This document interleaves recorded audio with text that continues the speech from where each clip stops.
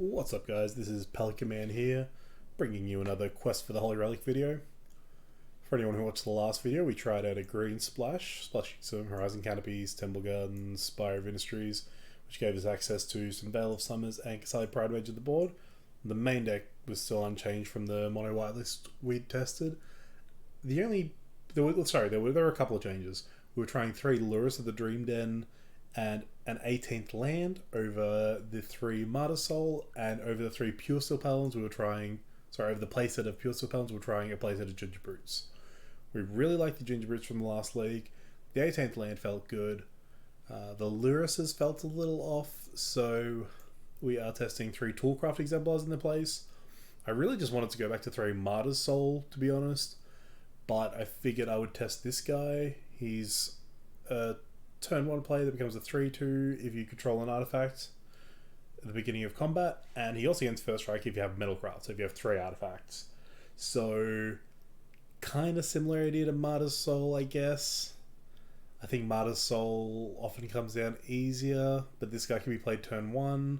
I don't know, like they're both kind of 3/2s. I think Martyr's Soul is honestly easier, not requiring an artifact to be a 3/2, but I mean in this deck we have artifacts to play all the damn time, so it's probably not a big issue. The difference is this can have first strike, whereas Martyr's Soul has the potential to be a 5/4 if you have all your lands untapped when you're playing, which is very easy. We just have a bunch of creatures and convoke him in.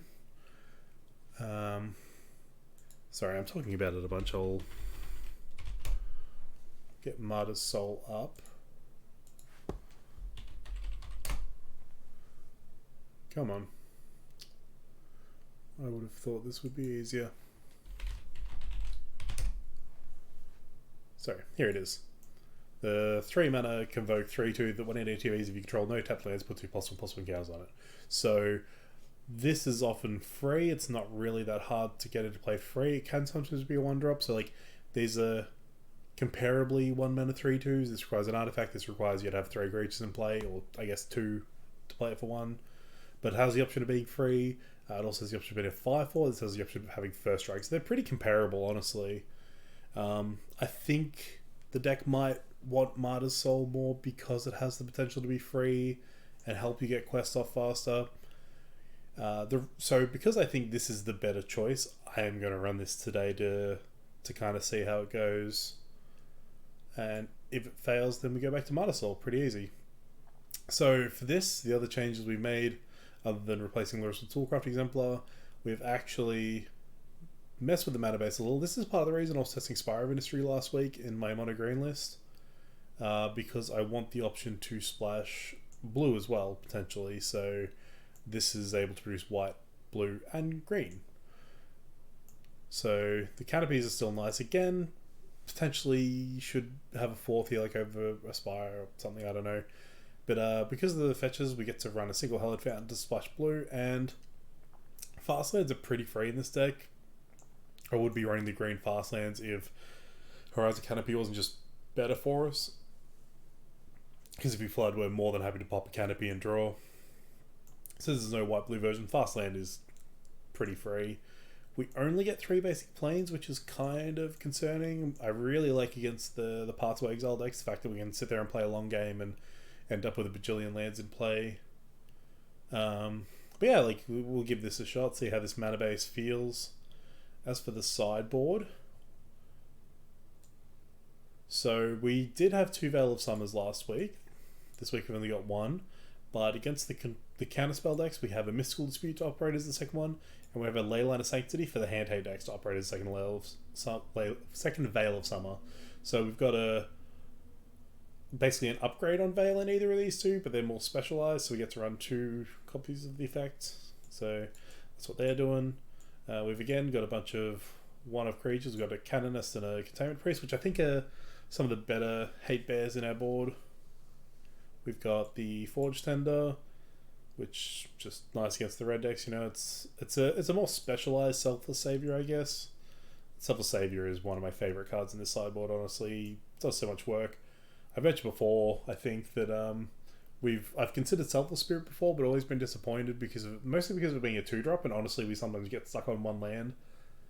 And really all we care about is protecting whatever's wearing our Gentum armor. So if they board wipe and we can protect our Ornithopter or whatever is wearing our Gentum armor by playing this guy, then I'd much rather that. Giant Killer's still very nice. Honestly, there are a lot of times where I should just play it and I don't. That's something I need to get used to, because this is a very powerful card, and I think it requires a lot more thinking than you'd think at surface value, because playing it as a 1-drop and being able to untap and have this ability active is going to be insane in so many matchups. But Chop Down is so very good that often I want to Chop Down first and then play him. But the nice thing about this deck, obviously, is we get to play out the Giant Killer, and then if we decide we need Chop Down, we can always bounce it back to hand with a Core Skyfisher later on. We've got Ensoul Artifacts in the blue splash, which is something for a little bit of speed in the combo matchups. It's not... How do I put this? It's not... Like, against Tron and stuff, we're not going to win the game with Ensoul Artifact, but if they keep a hand intending to slow down our quest plan, and they, like... You know, they don't keep a hand that can... Using Tron as an example, if they can't turn 3 Tron because they kept up an H claim to blow up our quest or our Gentum armor, then we get them with an Ensoul Artifact. We probably are able to get through. It's just like a 1-card, like, alternate win condition, I guess. The cool thing to do with Ensoul Artifact, if it's not like a supplement to a quest or like another thing they need to deal with, is turn 1 Ornithopter, turn 1 land into Ornithopter, Glint Hawk,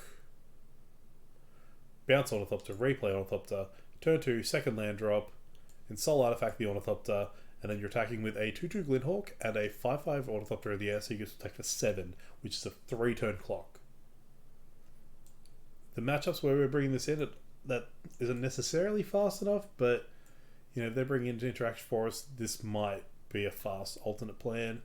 1 Ceremonious Rejection, which is for the Tron matchup. I've considered before just going up to like 2 or 3 of these and just being like, cool, if we have a verse Tron, we just slide in these and just off we go. But I don't think it's as simple as that. They have like Wilt and Nature's Claim, and I don't know that Counter Khan gets us back into a game if they like Nature's Claim and Argentum Armor or whatever. I don't know. We've got Kasali Primate as our artifact enchantment. Hey, this looked good on paper with Lurrus in the deck. Without it, I think it's still fine. It deals with Ensnaring Bridge, which is cool. But I mean, it's 2 mana and 1 to activate. Exalted's also something, I guess, but I don't know. This is something we're still testing. He looks alright on paper. Maybe we need more lands to make this work properly, but we'll see. Python Needle, this is kind of another concession to the fact that Tron is a really bad matchup for us. Also, like the control decks, the Jund style decks, like just being able to turn off their planeswalkers is pretty cool. We have a Soul Guide Lantern, which is mostly because Uro's so good, but also like any combo decks that care about their graveyard, Soul Guide Lantern's going to do a lot of work. And then we've got our alternative swords. So if we're ever like cutting a Stoneforge package with our Battle Skull, or we want to cut Sword of Fire and Ice, these are our options. Well, we're cutting Sword of Fire and Ice probably because one of these is better, right? We've got Sword of Sinew and Steel, which is for like the Jund style deck, even for blue-white. Pro-red and pro-black. When it is coming to play, disrupt 1 target planeswalker and 1 target artifact. This is also kind of cool in the Tron matchup. If somehow I manage to play this and attack with a creature after they've assembled Tron and played a Khan, I don't know if it's that good in the Tron matchup, but on paper it looks like it could do stuff, so we're running it. The alternative here, this is basically a pro-black sword for the Fatal Bush decks. That's why this slot in the sideboard exists. This was Sword and Feast and Famine, but the untapping lands and discarding a card doesn't really feel like it's game-breaking those matchups, whereas killing a Liliana of the Veil feels like it could be game-breaking. The other option is Light and Shadow, which is really good at buying back any creatures they've killed. And it also has protection against Path, which is kind of cool, but I'd like to test this out. Light and Shadow has just always been kind of wimpy to me, especially because those decks run Kolaghan's Command, so I think something swingy like this that can kill Liliana is pretty interesting. And our last one is Sword of War and Peace. This is the pro-white sword, the pro-path sword. That's kind of the reason the slot exists again, same as the other sword being the pro-fatal push sword. This is the pro-path sword. The other advantage of this, when it deals combat damage to player, it deals damage to that player equal to the number of cards in their hand, and I gain a life for each card in my hand. So the creature deals its damage plus the 2 from here, and then it deals additional damage to the number of cards in their hand. So this is, I think I've said before, Gentleman is the ideal equipment to get off a quest. Sort of Fire Artist kind of the next best backup because it has the removal, but also the reach of like dealing extra damage to our opponent if need be. But that's also kind of the next best target after a Batterskull for our Stoneforge Mystic. Sword of War and Peace leans more towards the Argentum Armor side, where it's potentially going to deal, like, trigger and deal an extra 7 damage or 6 damage or something to our opponent. So it's a way to close out the game very quickly, potentially. Whereas Sinew and Steel, less so than the Feast and Famine, but it leans more towards, like, being the better Stoneforge target after a Batterskull. But, yeah, this is the list. This is our mono white, splashing blue, splashing green. So again, the splashes are only for the sideboard stuff, but it's all kind of relatively important. Like, I think Veil is very important to have, and I need something against Trot. I don't know that rejection is the answer, but I don't know. We'll see. We'll see what we come up against and how this deck looks. So stick around. We'll be getting match 1 very shortly.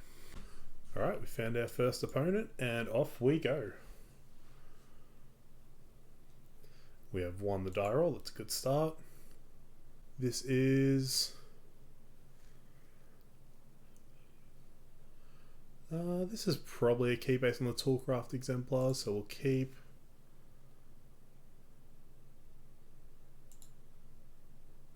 Start with a Toolcraft exemplar and pass to our opponent.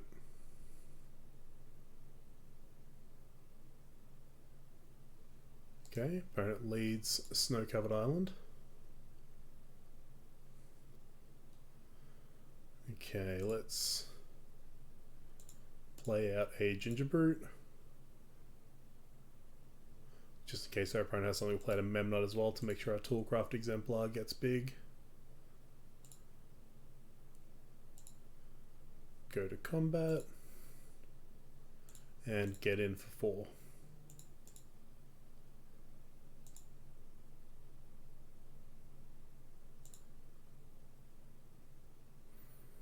Alright, post combat, play out another Toolcraft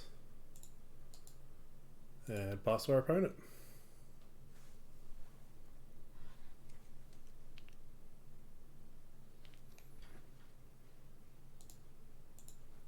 Okay, second island from our opponent, and looks like it's back to us already. We're just going to move straight into combat here.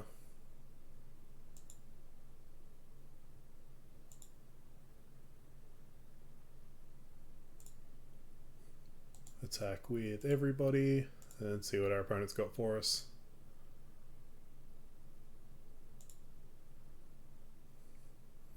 Alright, nothing from our opponent, so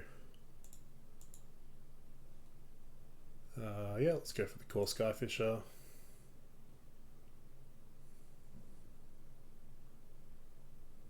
Okay, remand from our opponent, that's fine. Play out another Canopy and back to them.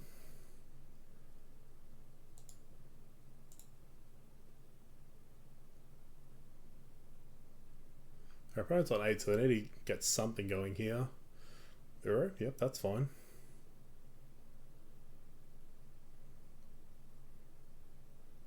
Ooh, an untapped Watery Grave. Wouldn't be surprised if there's a Fatal Push coming our way. That's fine, let's just get into combat.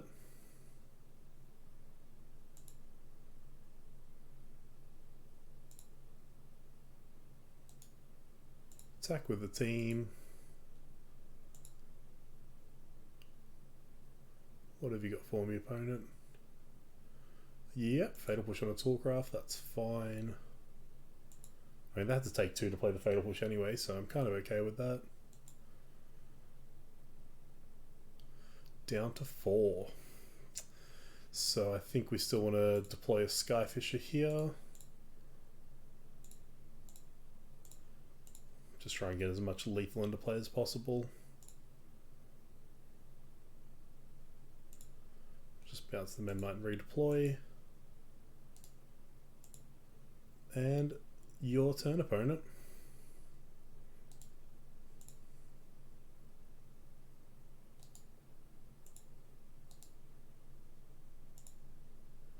Wilderness Wreck, sure.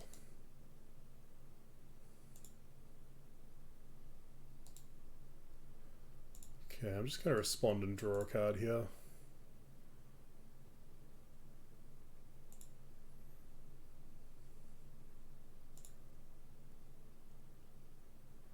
Okay.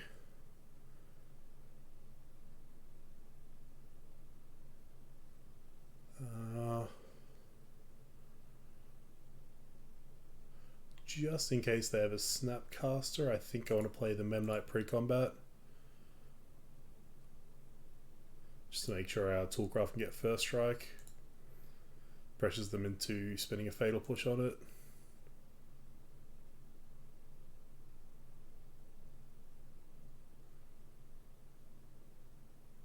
Ooh. They're stealing my Toolcraft Exemplar. That's fine.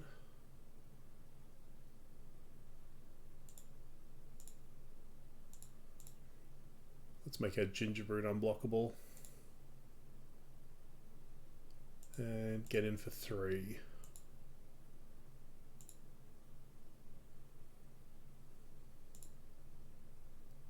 So now we've got 2 lethal threats.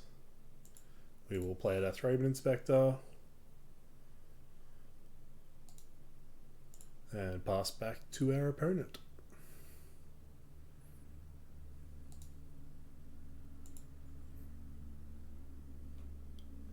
Okay, they've got a Field of the Dead. Yep, casting another Uro. That doesn't buy them another turn necessarily, because we can attack around the Toolcraft on the ground. And a Fatal Push for the Gingerbread, sure thing.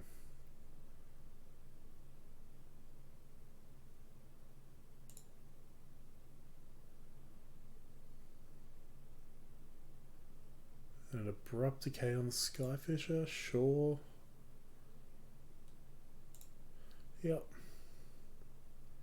Ooh, that wasn't a good draw.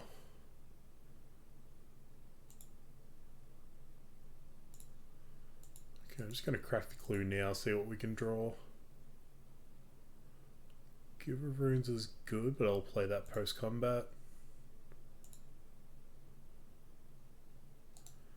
We're just going to get in, make them trade the Toolcraft for a Memnite here. Okay. Very okay with that. Play out the Giver. See what our opponent might have here. Remand, sure. And back to them.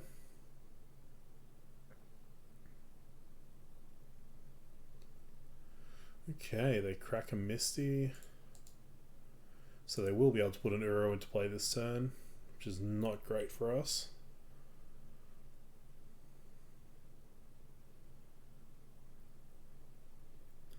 Yeah, this looks like the casting of an Uro.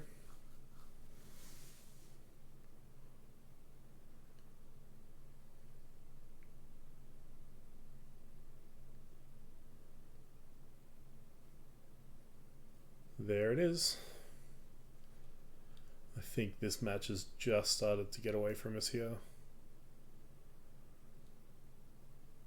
There aren't many things I can draw here that actually let me compete with this Uro, especially with this Wilderness where I can play.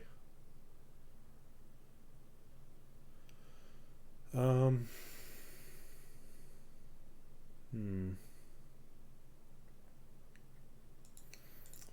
think we just play out our creatures. And I think attacking's still good here. We get to get him for 2 damage, assumedly.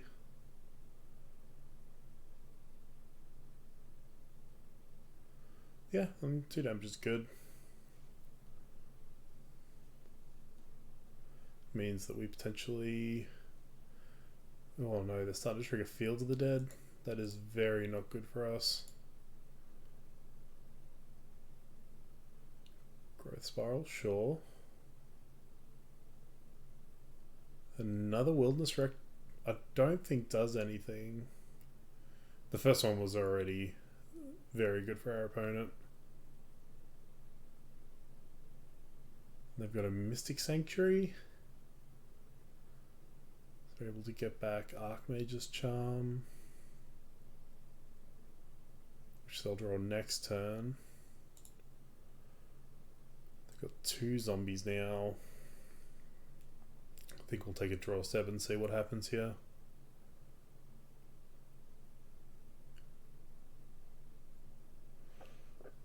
Okay. I am not going to separate a fact or fiction pile. That's more than enough value, opponent. You got this one. Okay, for game 2, we want Veil of Summer, Mystical Dispute. I want the Soul Guide land to stop Uro. We didn't see anything that made us want Piping Needle. I want the Kasali for Wilderness Wreck.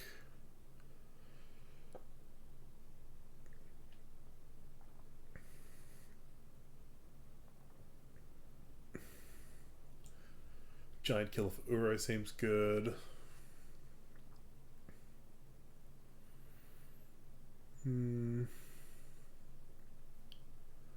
I could see wanting Canonist. Yeah, I think we want Canonist.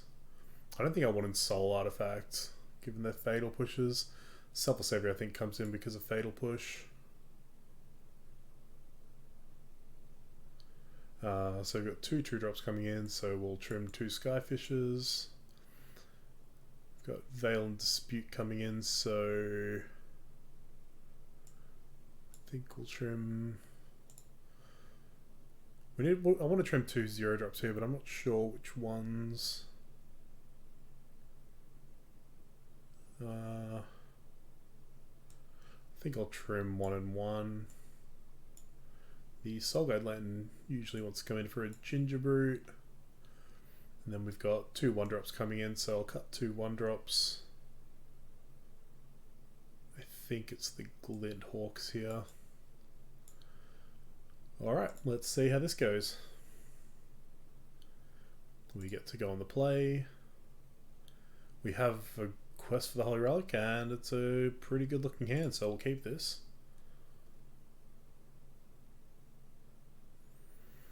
Now we do have double quest, but I'm going to want to hold up Veil of Summer if I can, so I'm just going to play out the Ornithopter to protect me from hand hate, because I do want to make sure this is in play. They can have Fatal Push, but I get to hold up Veil next turn.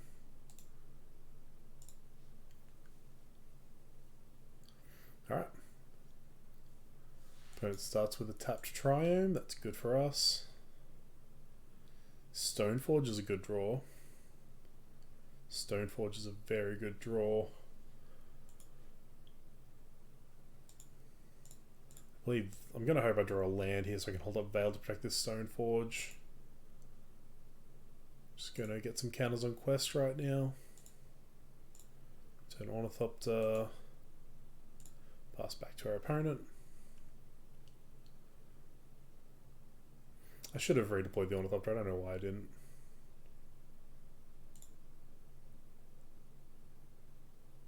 Okay, back to us.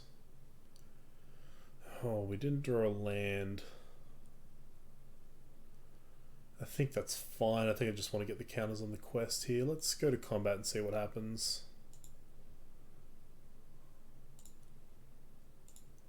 I'm assuming they're holding up a Remand or something similar. Okay, they took the damage. Let's cast an Ornithopter.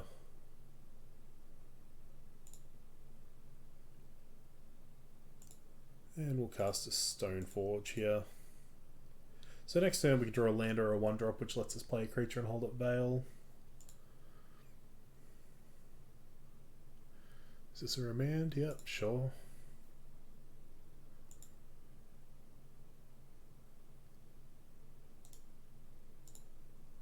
Okay. I'm really hoping I draw a 1-drop creature or land here. Our opponent missed a land drop, so that means they probably have some form of interaction. They discarded Nexus of Fate to hand size. I'm gonna hold the Veil of Summer as a surprise here. I can fetch shock for a Temple Garden if I need to. Quest got its counter.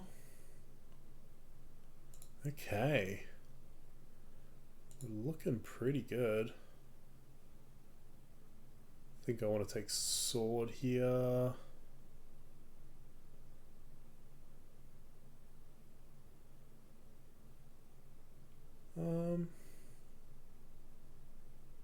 No, we'll take Batterskull. Batterskull's good. Okay, beginning of combat. Pop the quest. Get a Gentum Armor. We'll put on the Ornithopter to diversify our threats a little bit. Do we get to go to combat? Do they have Fatal Push for Ornithopter? They do, okay. Got Temple Garden. We will pay 2 life. And here's Veil of Summer.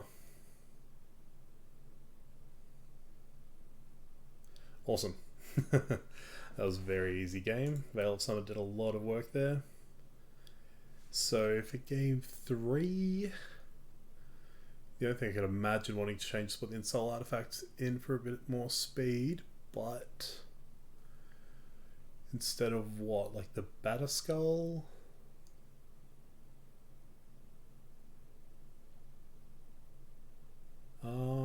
I think Stoneforge is good enough that we want to keep in 2 Stoneforge targets. There's nothing else I'd really want to cut for Insult Artifact, and like it's another thing that I kind of want to hold up, like a Veil of Summer to protect. So it could be a Skyfisher that I cut.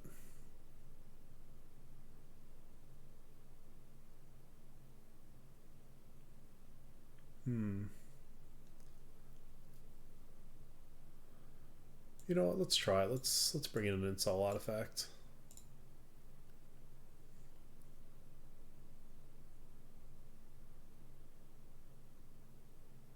This could be a mistake, but I don't know, these are the kind of matchups where I like using Insult Artifact as a burn spell, so we'll see if it pays off for us. So this is a good Toolcraft Exemplar hand, but if they kill the Toolcraft, this hand kind of does nothing, so I think we mulligan this one pretty easily. This hand looks much better. We'll bottom a land. So I think it's turn 1 Giver, turn 2 Glinthawk and Gingerbrute.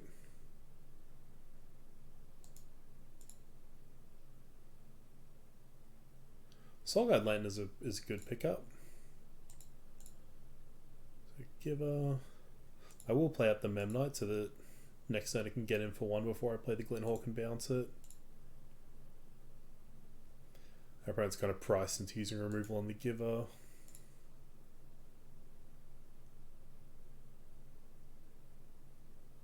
Yep, Abrupt Case, sure. Spire of Industry.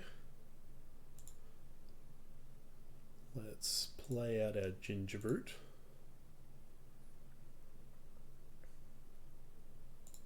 Move to combat. Get in for 2.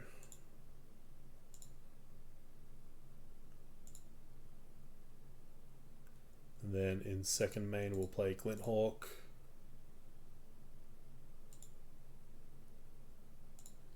Bounce Memnite and redeploy the Memnite.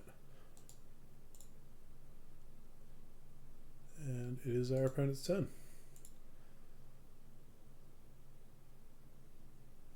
So losing the Giver was rough. I really like that we've got the Soulguide Lantern here. I would love for our opponent to just play an Uro this turn. Doesn't look like they're going to. Batterskull wasn't a bad pickup.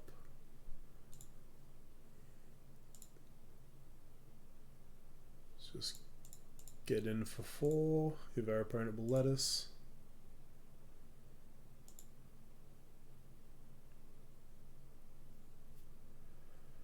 I'm not really interested in playing into counter magic with the Soulguide land. I'd rather wait for them to play an Uro.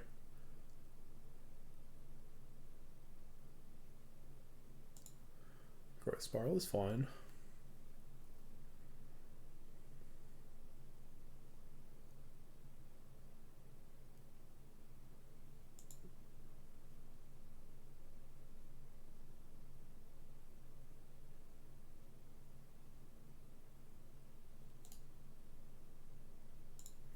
Let's just pretend we're holding something up, I think. Are they gonna Field of Ruin me? Wilderness Wreck, sure.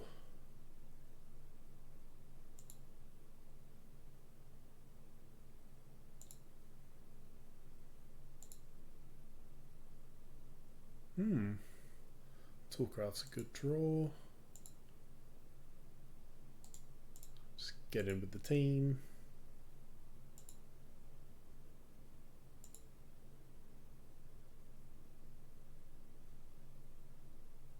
Okay, let's play the Soul Guide land and see what happens.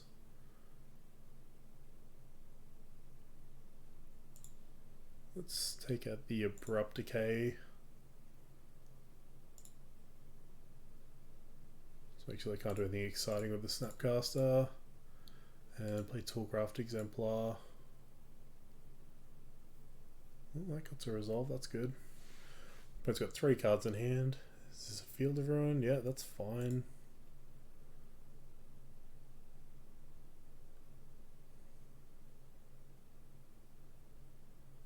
Huh. Sure thing, opponent. It's very interesting cards to bring in this matchup.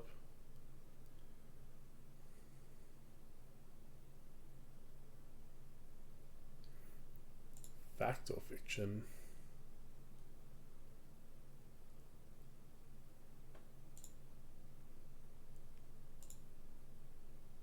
I think I'll offer them.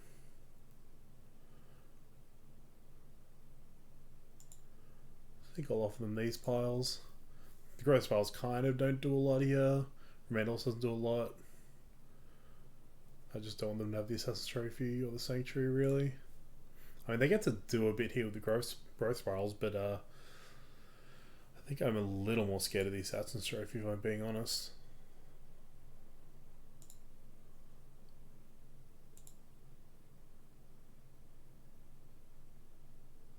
Okay.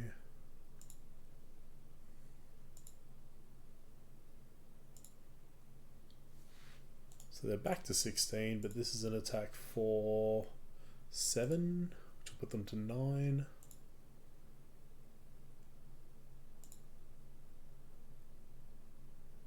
Cool. Let's play out our land. One more land and we get to try deploying a Batterskull. Although our opponent does have the Remand. Another Fact or Fiction.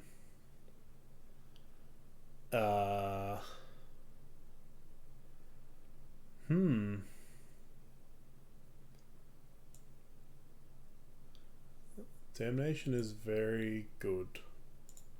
So I think we offer them their removal or the other stuff.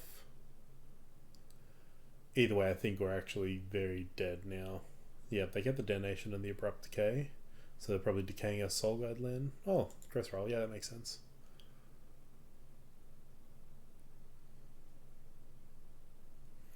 I probably could have offered them Damnation and everything else, and they probably still have to take the Damnation.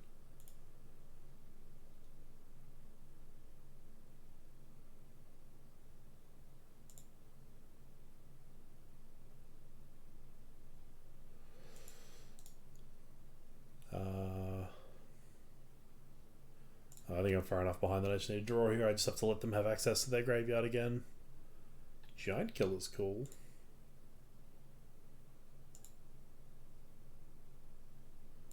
Alright, let's throw this Batterskull at a Remand.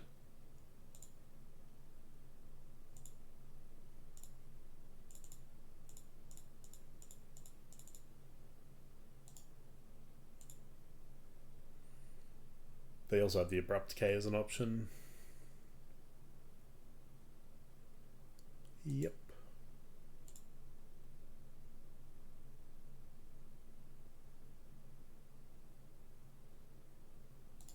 Okay. They're just getting too much value off these Fact or Fictions. That's game to them. Alright, let's move on to match number 2. Alright, we found our opponent. Let's get match 2 underway. We are on the play. This hand looks very good. We'll keep.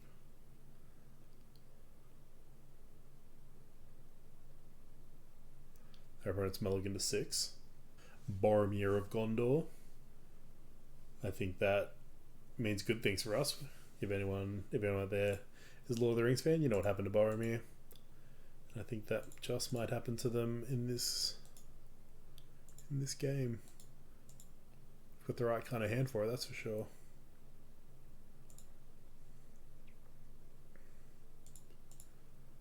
Play out both of our 0 drops.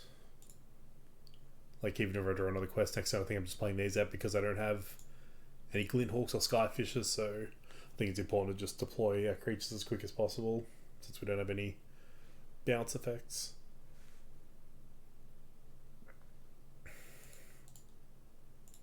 Opponent fetches with Misty. They get a Breeding Pool and a Noble Hierarch.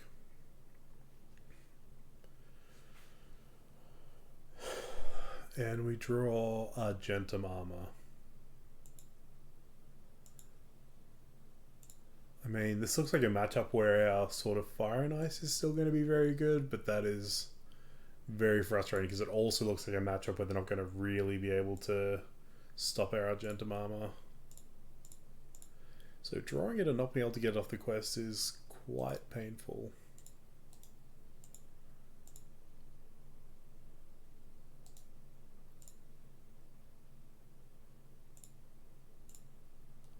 Well, we've got a couple of clue tokens here. Like I said, sort of Fire and Ice is still very live. I mean, it's even a matchup where Kraken Quest for Batterskull isn't unreasonable. I'm assuming they're more likely to be something like Devoted Devastation. Okay. Our opponent's just holding up 3 mana. Drawn a Mesa. I'm just going to thin out our deck with the Mesa and then crack a clue.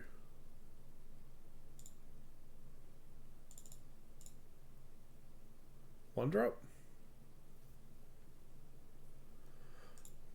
Well, I mean, I'm going to play it. Oh, they might be holding up Spellquell. This could be Spirits. Which, yeah, I mean, that's fine. Sort of Fire and Ice is still very good in the face of Spellqueller. So no attacking here.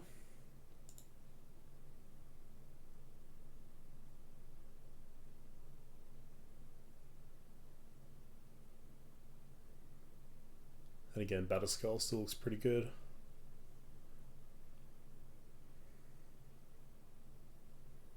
What do they got? An Ice Fang. Sorcery Speed Ice Fang is very interesting.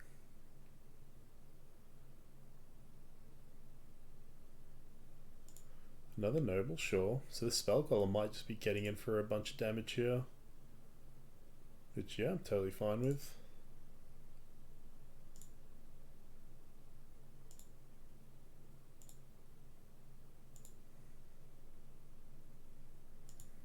Okay. Creature? Hey, that is a creature. Woohoo. So I think we're just taking down nobles here.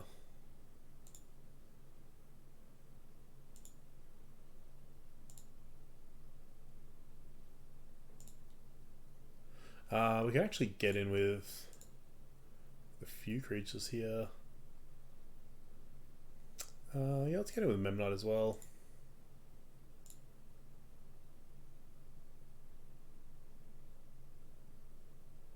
Okay, trading with a Memnite. So they go to 12. Yeah, I think I'm just killing a noble. Saves us a bit of damage from this Spellqueller. Skyfisher. Um, doesn't really do anything for us. Maybe I'm just moving the sword to this other ornithopter to keep their Queller from attacking. Or it's Skyfisher, redeploy a 3-bit inspector to make another clue. Or I can crack the clue.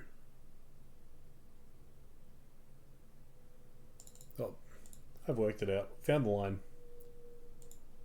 Skyfisher. Bounce planes. Play planes. Equip sword to here. That stops their spell queller from attacking.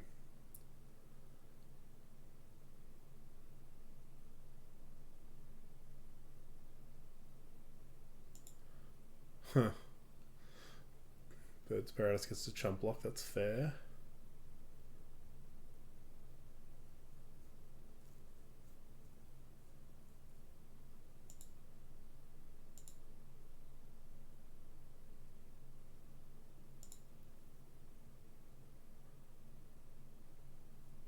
Stoneforge. Well, that only gets the Battle Skull at this point, so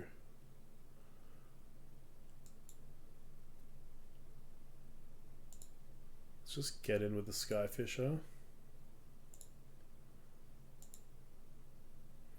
Assumedly they chump block with a bird. Oh, a path. Sure.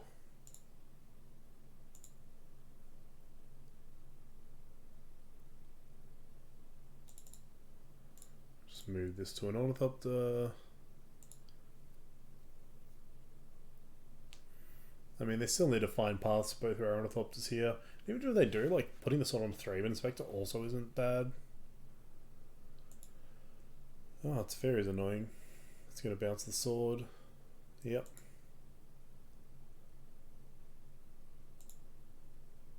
Get him with spell caller, I dare you. Okay. Yep. You don't want me killing its fairy, do you? That's what I thought. Well, we didn't draw a land, but we do get to kill its fairy.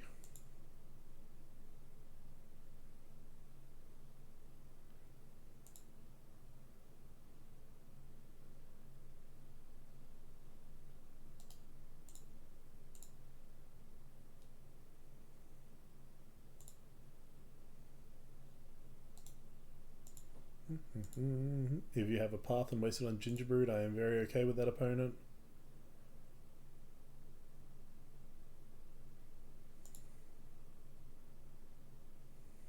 Awesome. Now, do we play Stoneforge or Crack Clue? I think opponent's holding up Spell Queller potentially.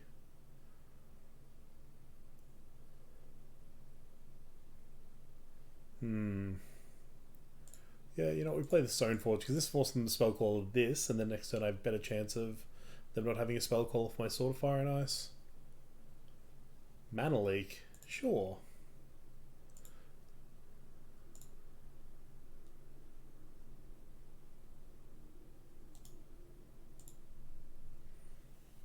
What now, opponent?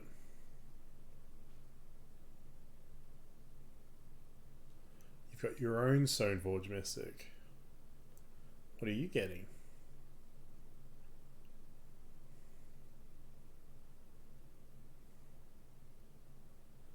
I assume it's a sword. Batterskull, okay. Yeah, I'm taking the damage.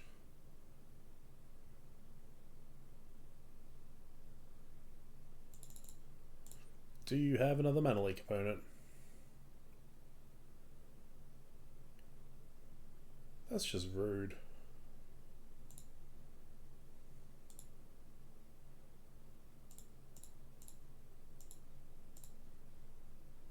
What do we got? Giver of Runes, that's cool. I think our opponent might have turned a corner here. I thought they might have been Spirits or something, but they seem to be just a control deck with main deck spell quellers.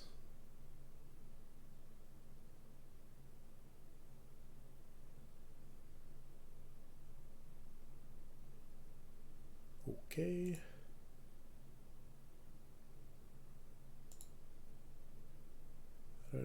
you main phasing your Batterskull? I am willing to take 3 here because I'm going to have to start blocking that Batterskull.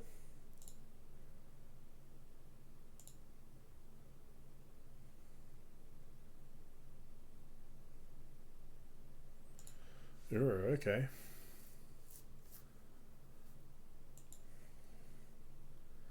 It's like a mid-range, like creature control style deck from our opponent.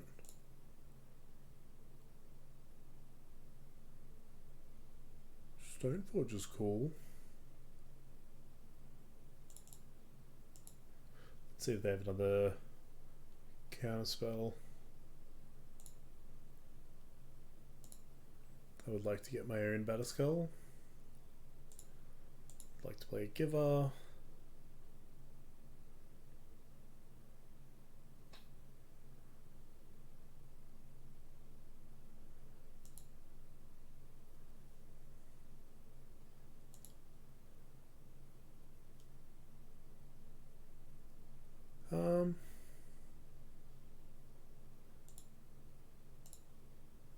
You know what, we will get him with Gingerbrute. Why not? I mean, I'm probably not blocking with it, so...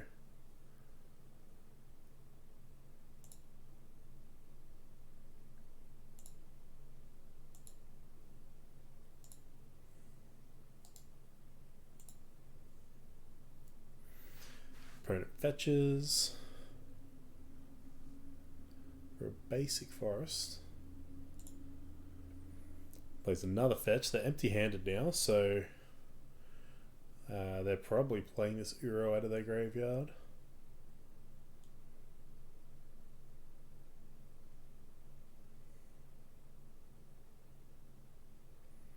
I mean, the nice thing is if we draw 1 more land, we get to actually start equipping our Gentum Armor, as silly as that sounds. So our opponent drew a land, that's good for us. Now we're going to start chump blocking. I think we're fine with the Spell Queller. Just throw a Thraben Spectre in front of the gem. Yeah, we can take 2 from a Spell Queller here.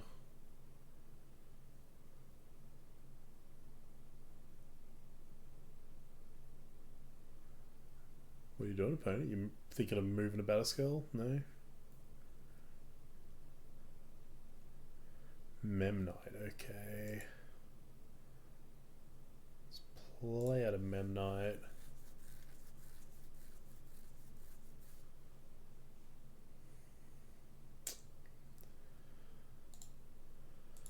Yeah, we'll just pass back to our opponent here.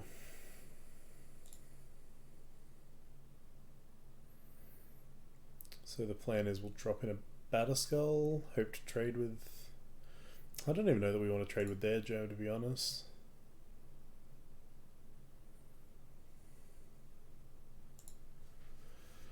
We could drop our Gentum Armor into play.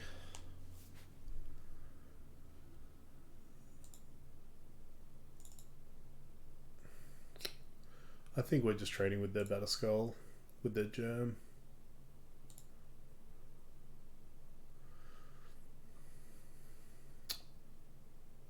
Who's this? Quaddle? Sure. I think what we're actually doing is blocking their gem and giving ours pro-black. So I think we're still happy to take this. We're going to chump block the Uro. Block this here.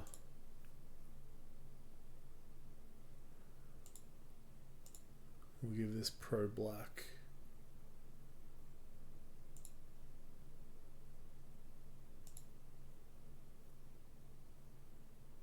Awesome.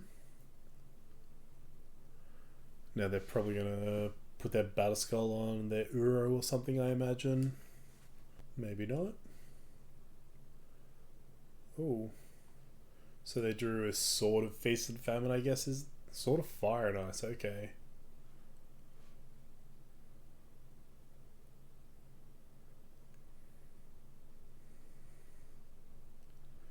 And they're putting on the Ice Fang, sure.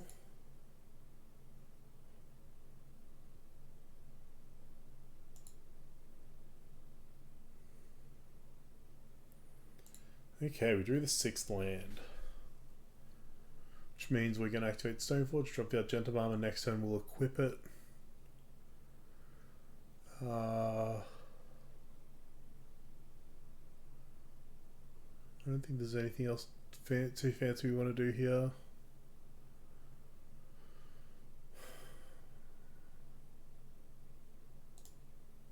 Yeah, we'll just pass back to our opponent.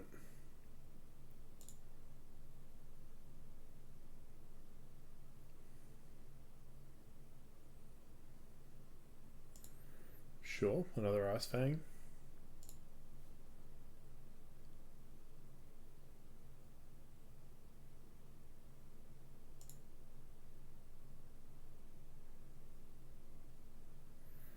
They're attacking with those 3.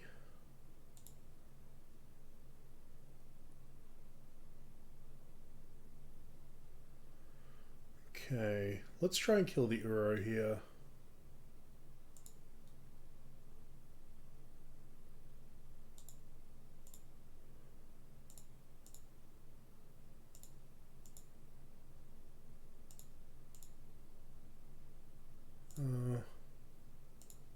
Let's just stop that sword from going off.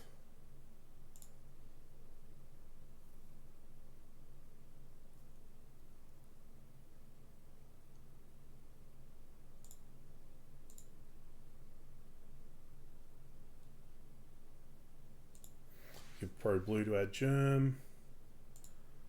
Activate Stoneforge.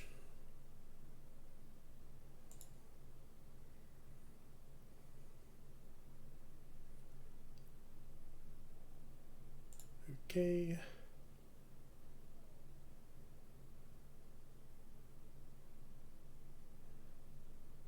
Now what?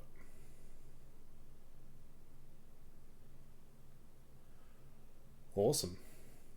We killed the Uro, gained 4 life, dropped our Argentum Armor into play. I mean, things are looking pretty good, I think.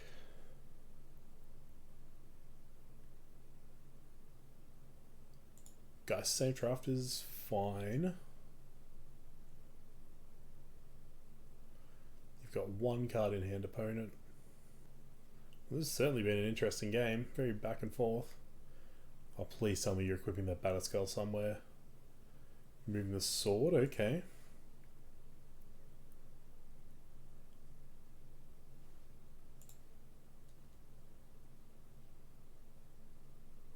Well, I can't play scared. I can't assume this is a path. Let's just load up our germ and hope that it's good.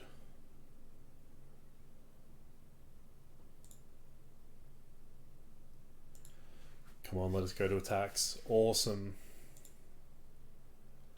So the Ice Fang has Death Touch.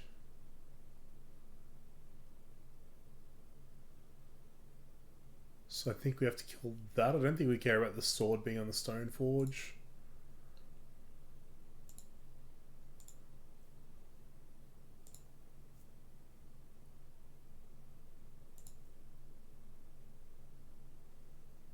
They kind of just have to chump block here, right? Okay. That was really good for us. Yep, your turn, opponent. Wow. I'm very surprised that we got to get that attack in without them chump blocking in any way, shape or form.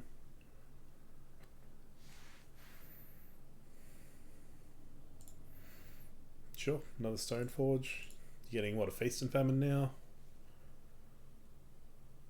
Yep.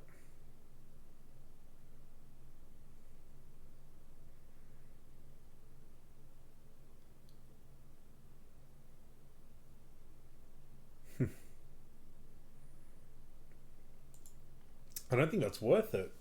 You're saving 1 mana on your sword, but now you have to re-equip your Fire and Ice if you want to try and do anything with it. Really interested to see what our opponent can do to get out of this situation.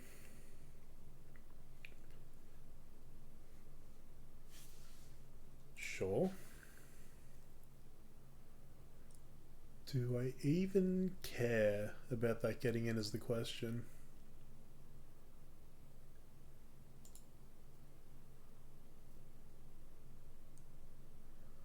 Okay.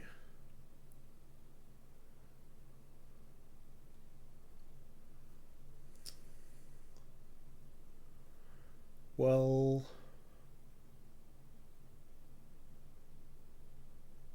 I don't think I want him drawing a card. I think that's what I'm going to prioritize here.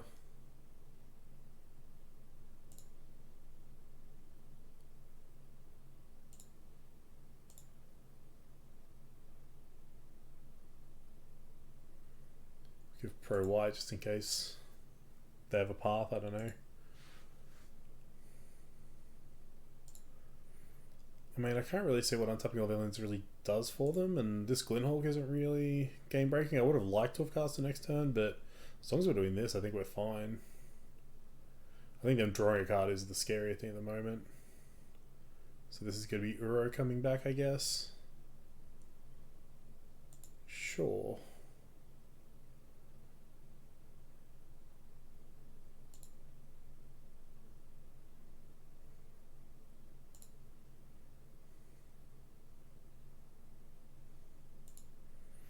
Another Ice Fang is fine. So everyone's got 2 cards in hand now. I guess they're thinking about re-equipping swords here. The question is, what are we killing with our Argentum Armor trigger? Well, I guess that makes it the Uro. That's relatively easy there, I think. I think I'm going to pop this here because we've drawn another land anyway. That's a good draw. I think we'll just play it out now. Okay. Go to combat. So if you give Pro Blue, only the Stoneforge can block.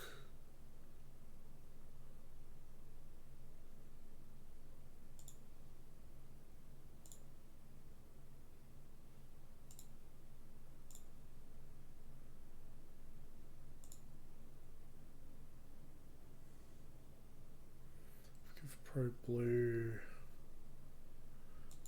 Yeah, I mean, then we can hopefully do the same thing next turn and kill them.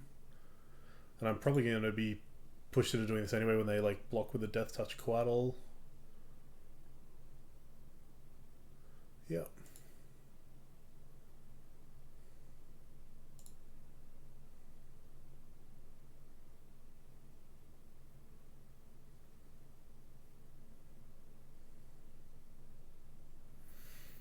It's a fairy.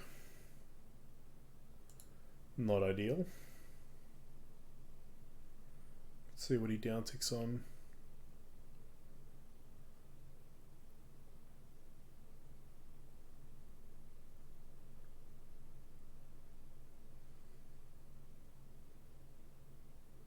On the Argentum Armor. Sure.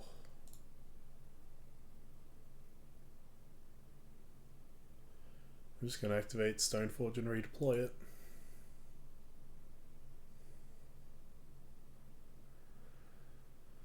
But I need to make sure they don't get into that sword the bird's holding, otherwise I'll have to discard it.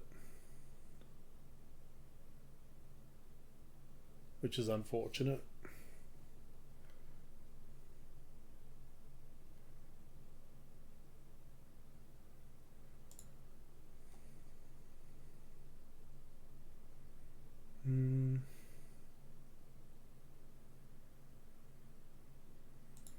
Okay.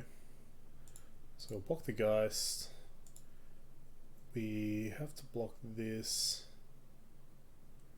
I don't think I care about the 2 damage from the sword hit that much.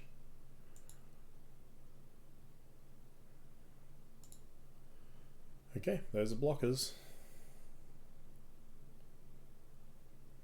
Who are you targeting with that? A giver? Sure.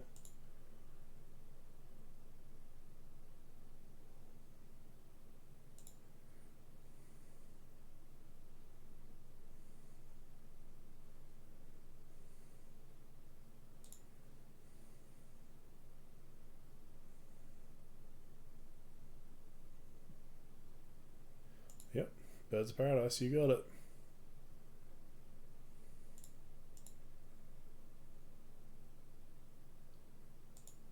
Okay. No, will not pay 2 life. Activate Stoneforge.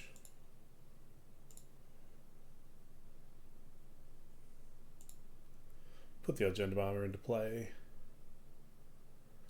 And begin our turn. Okay. I would have liked an untapped land there, honestly, so I could make the Gingerbread unblockable. But I think we're equipping... No, we're equipping to the Germ still.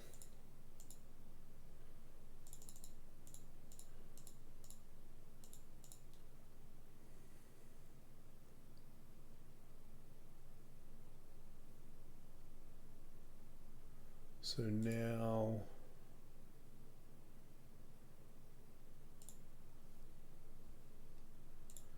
we are attacking them. Destroying their sword. We'll give pro blue, pro green. So again, only Stoneforge can block.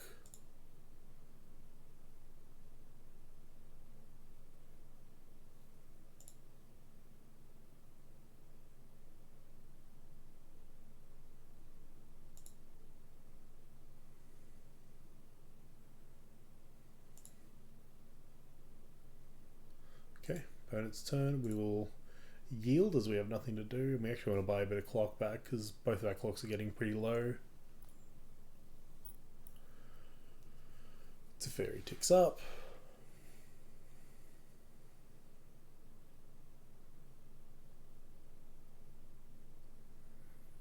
What did you draw, opponent? Oh, they get to cast their hero again. Oh, they're equipping Batterskull to the Spell Queller. Sure. I probably should play this land. I don't know why I held it.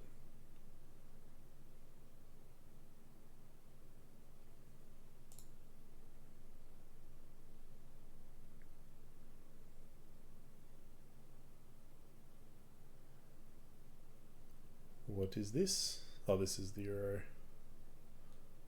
Sure thing, opponent.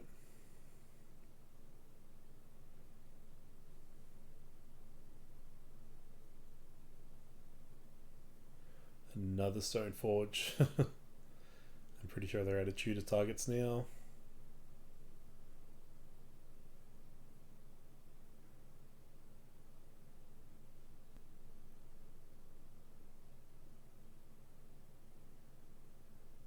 Okay. So you don't do anything for me. I suppose you're a flying blocker. I'm gonna give you pro green.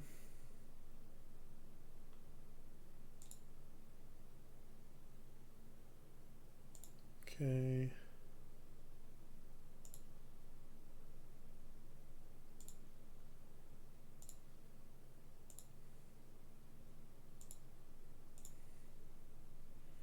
Just get rid of this so we can get some damage here. Not give them the opportunity to block.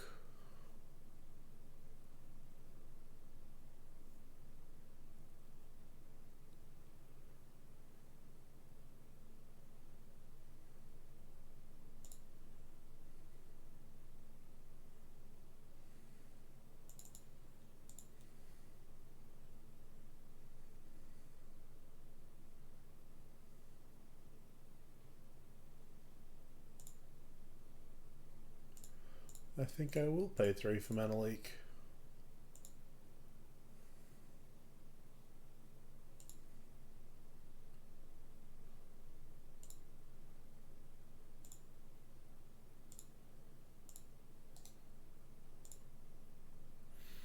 Okay. We can't do anything, so we're just going to yield here. Because we've tapped under our ability to bounce out a skull.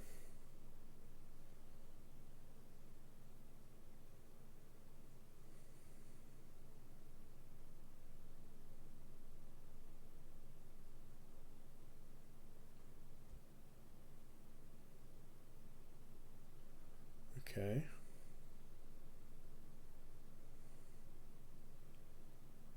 They're digging real deep here. Blocking the Euro, blocking the bird. Don't care about the spell queller.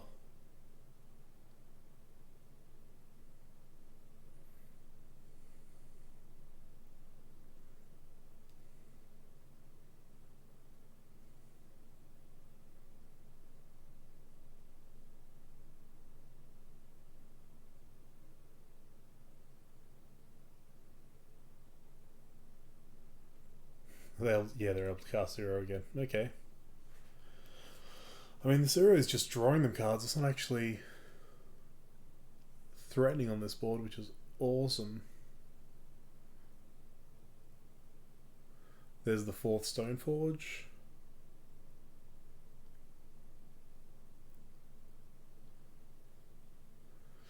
Okay, I'm just going to play that, I guess.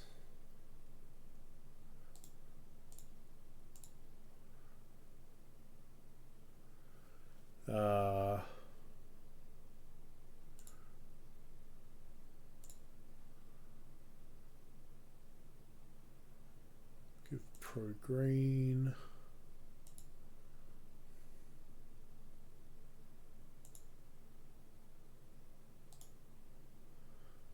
Attacked Fairy here to keep it from being able to uptick. Attack them here.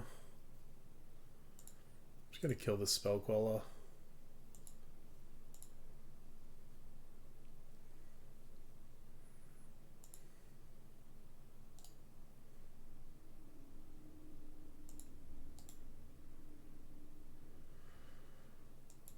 Yep. Pass back to our opponent.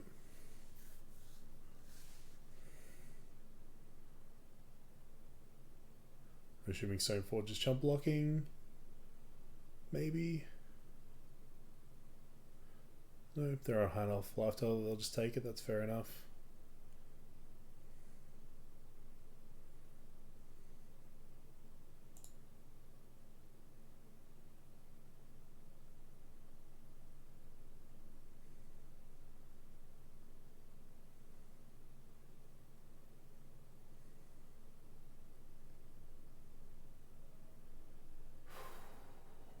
Pathing my Giver of Runes. Yeah, nothing I can do about that. No basics left. Whoops. Free information for my opponent there. I suppose if I'd chosen not to search, it's the same difference.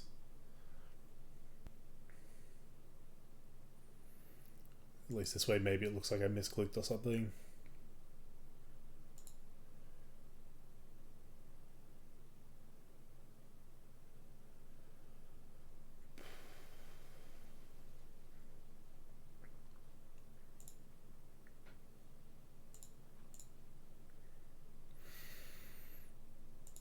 The 4 damage is irrelevant. You can't stop them gaining a life.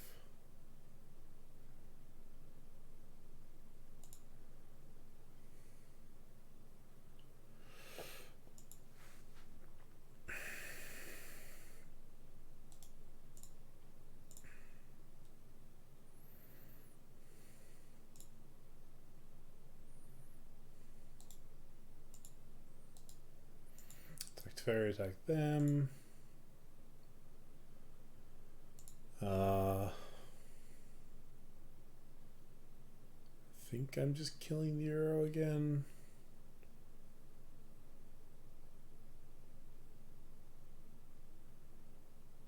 Or it's an Ice Fang. Or the sword. It's the Euro.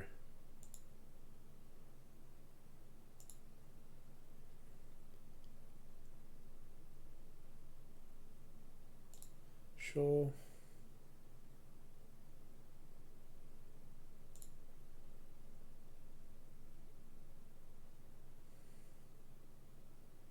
So the plan is we're bouncing the Battle Skull, redeploying it with Stoneforge, and then next turn re-equipping our Argentum Armor to it. Maybe that's wrong. Maybe I should have equipped the Battle Skull to the Ginger Brute.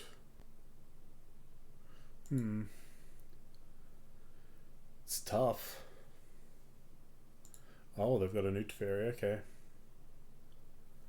So they're going to bounce something. Probably Argentum Armor. The Skyfisher. Sure.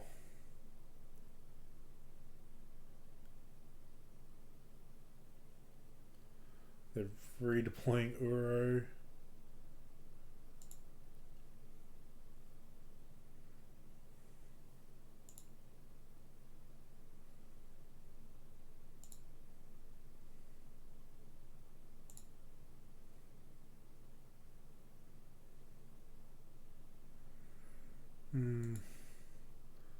I'm just taking this.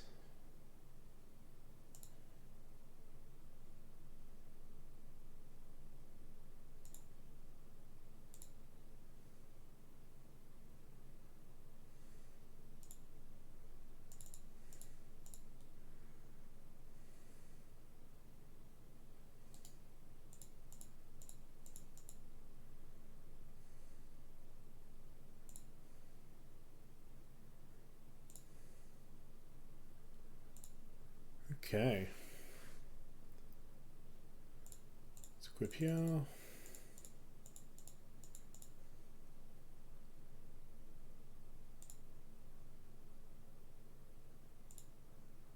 Go to combat. We will attack them. Destroy the coatl since it has a death touch.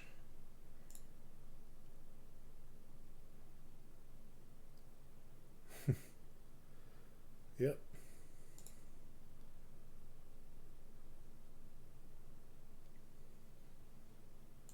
I probably should have changed that to the Urodine, not the bird. That's fine.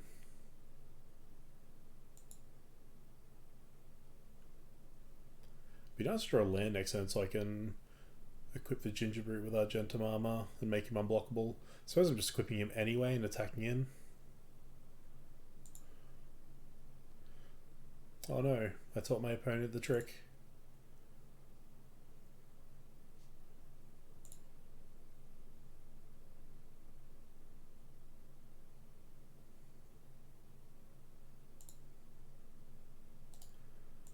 I don't think I can do anything here, so I'm just going to yield. I'm pretty sure my opponent's going to deck before they can kill me here.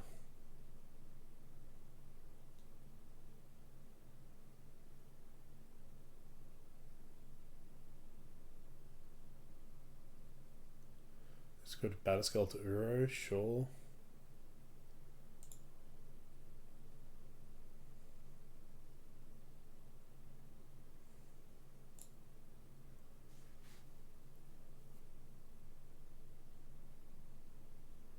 Okay.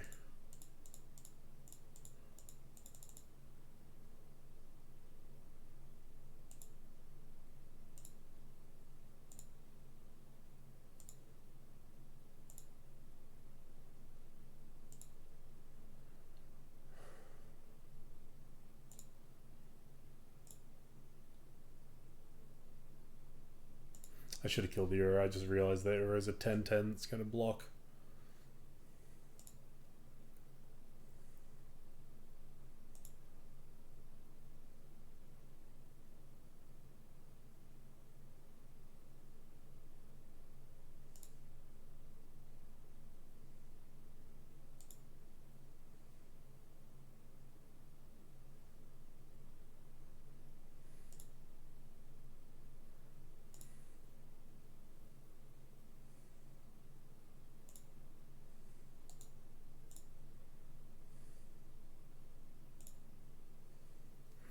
Oh man, this is going on a while. Okay, we drew a land. What does that mean for us? Nothing, because there's nothing to fetch anymore. So let's just gear up the Ornithopter. They have no flies, so they can't block this. Oh, they have a bird, sorry. Oh, they have a path. Good. Alright, just pass to our opponent here.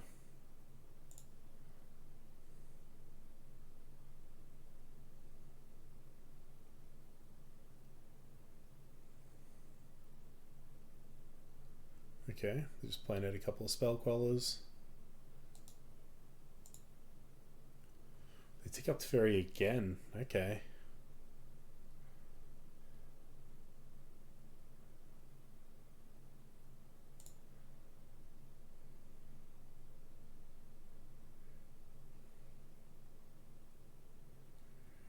Okay, we'll play this out. Put this here.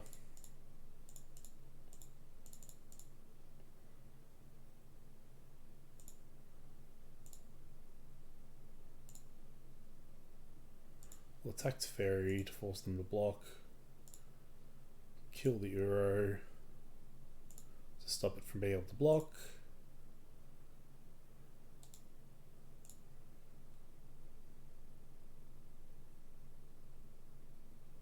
They let Fairy die, that's cool. Wow, it's 81 plays 18. That's crazy.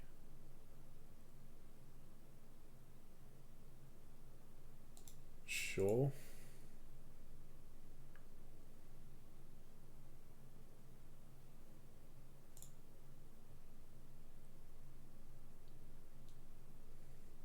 Yep. That's fine.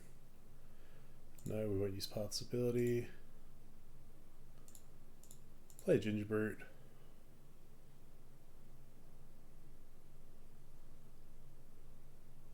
They have a counterspell? A Mana Leak. Okay. 1, 2, 3, 1, 2, 3. I mean, yeah, we will pay for the Mana Leak.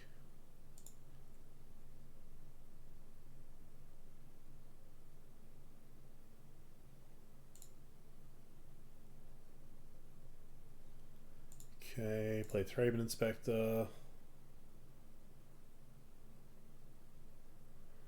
Play Horizon Canopy.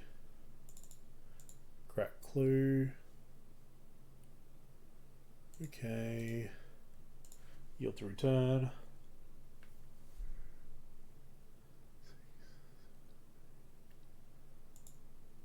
They don't quite have lethal. Oh no, they don't quite have lethal on us here, thankfully.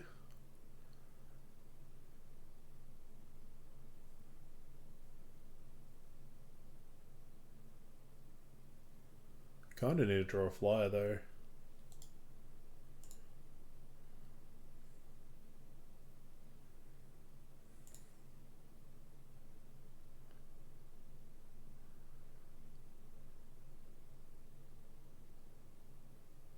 Ooh. Okay.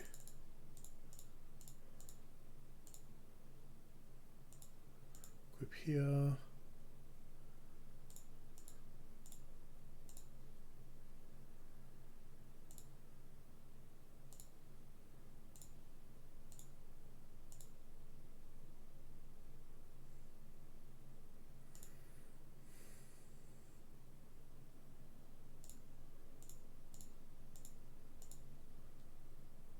Play the Skyfisher out. Just whatever, a land, replay it.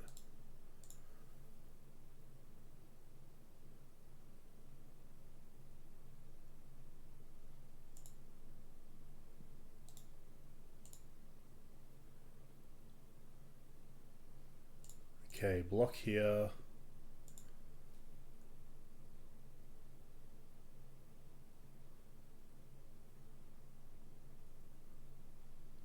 Okay, equip here. I think my opponent might even be out of paths now.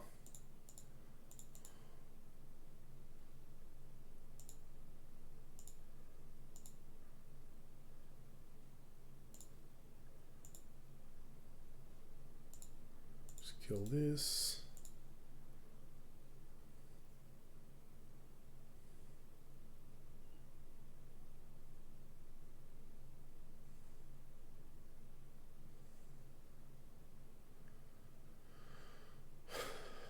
Okay, they've got another spell queller.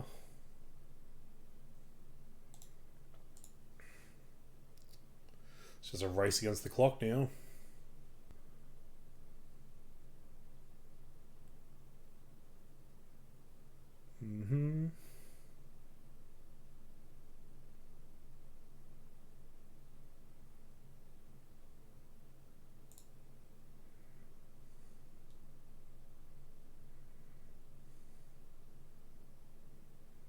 Another no, that's fine.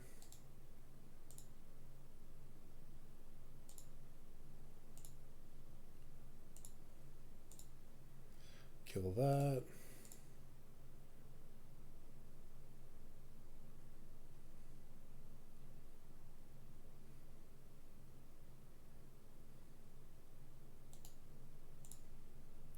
Not even bother activating Gingerbread's ability. It's kind of irrelevant at this point.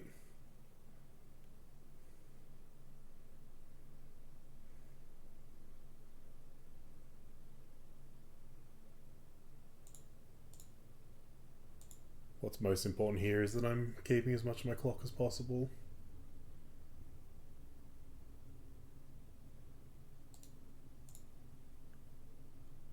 Okay.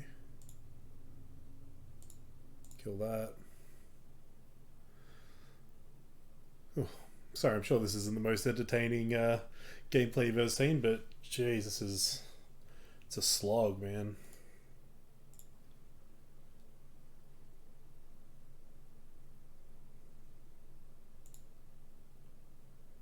Okay. We got. Let's play out the giver. It's the only thing exciting we can really do here. Let's kill a land, whatever.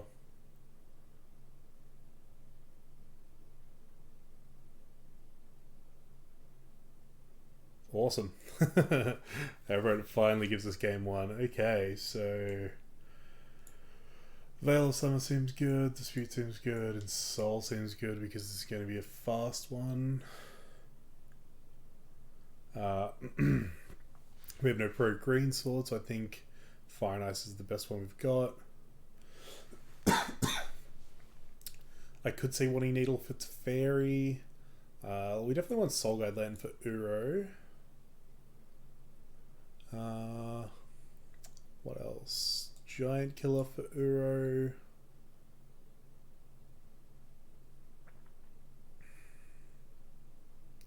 Potentially Canoness, but I don't think oh, no, Canoness seems good. So we'll cut here and here for the Canonist and the Ensoul. For Dispute and Veil. Flyers are important, so we're going to cut 2 Memnites. For the Soul Guide Lantern, we'll cut a Gingerbrute. And then for the Giant Killer, Toolcraft Exemplar looks less than good. Actually, I'm kind of okay with cutting all of the Toolcraft Exemplars, potentially. But I don't think there's really anything I want to bring back in. Maybe the Gingerbrute over a Toolcraft.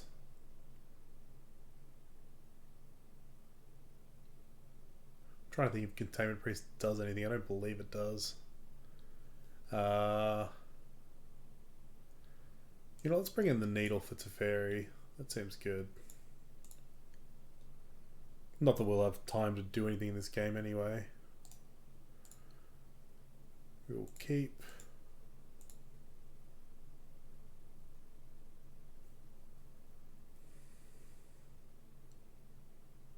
Okay. Play out a quest. Play out an Ornithopter. Always yes, always yield. Pass back to our opponent.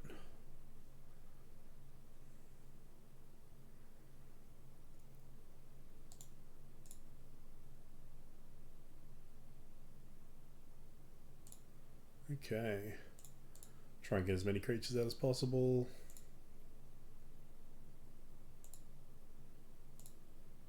Cast Gingerbrute.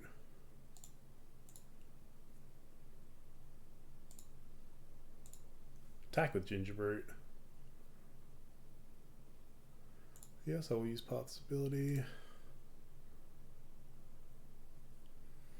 Okay, 2 counters off quest. We'll have 4 mana next turn.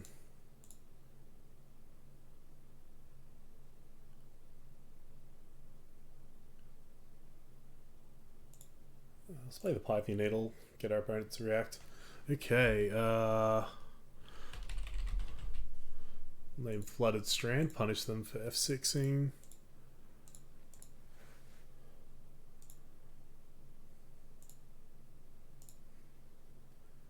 Grab the Batterskull.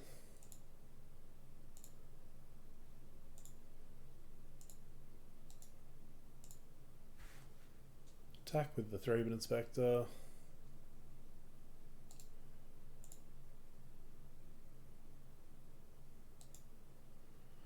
Okay, play the Ornithopter.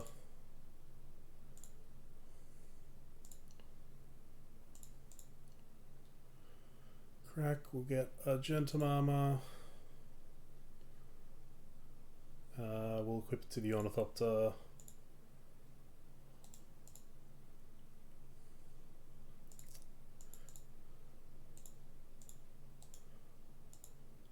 Oh, our opponent's just killing us on clock now, that's so rude.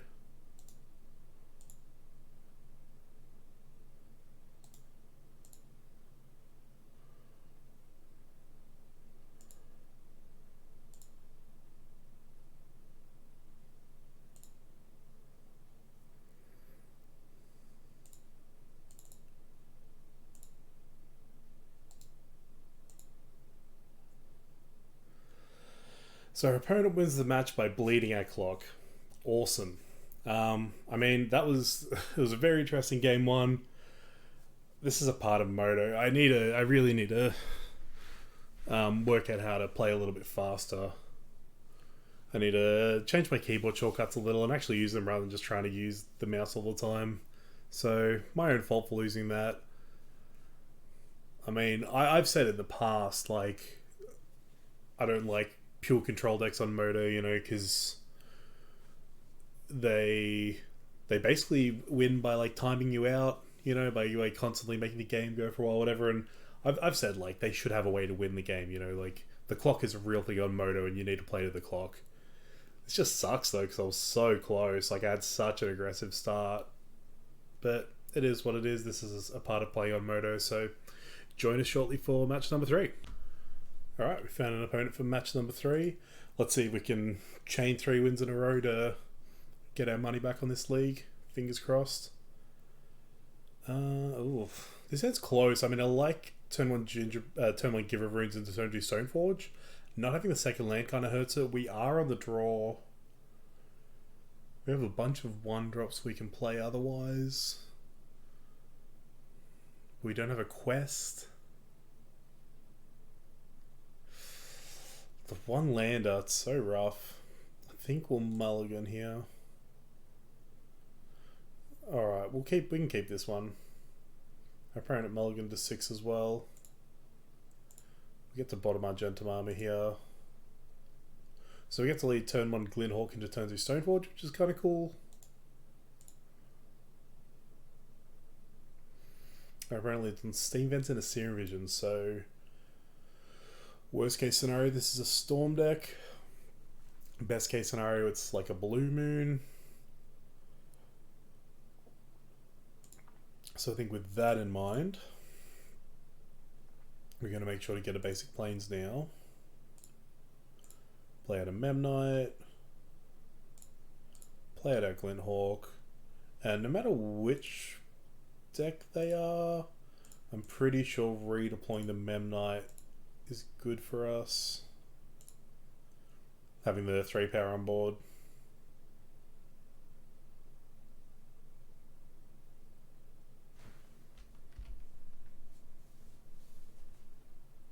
Okay, sleight of hand, sure.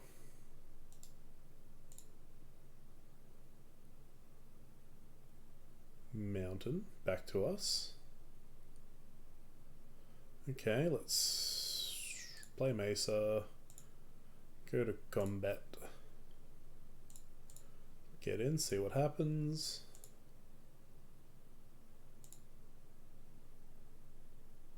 Okay, they take it. So, because they're a red-blue deck, I'll get another basic just in case they are a Blood Moon deck. This Stoneforge is going to find Sword of Fire and Ice, so even if they kill Stoneforge, I can hard cast it next turn and then equip it. And it should be good.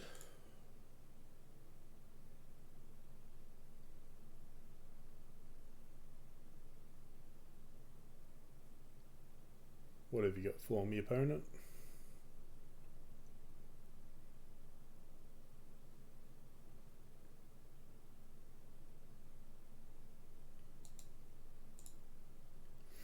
Opponent appears to be in the tank.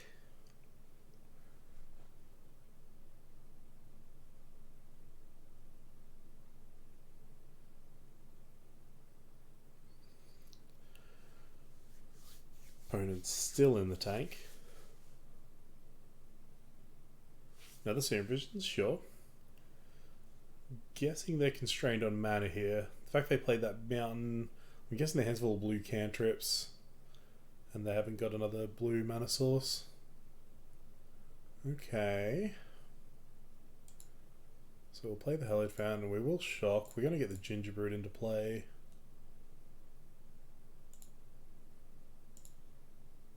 Just so we can get in an extra point of damage.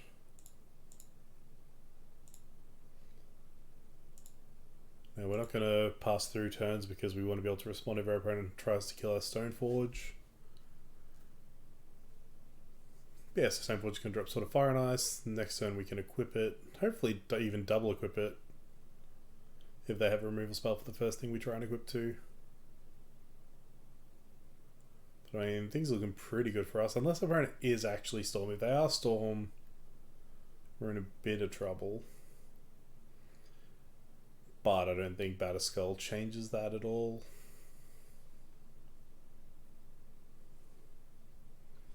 So 1, 2, 3, 4, 5, 6, 7, 8, 9. We can get him for 9 next turn.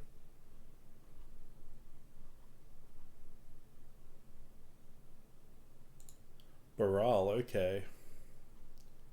It would appear our opponent is a Storm deck.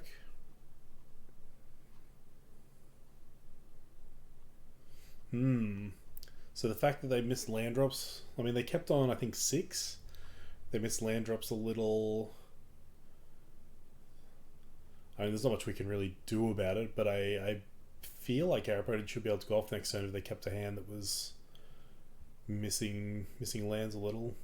Although with all the cantrips they played, maybe that's why. Okay, they're paying costs. They're grape shotting. What are they grape shotting? Memnite and Gingerbread. Okay. Wasn't particularly attached to either of those.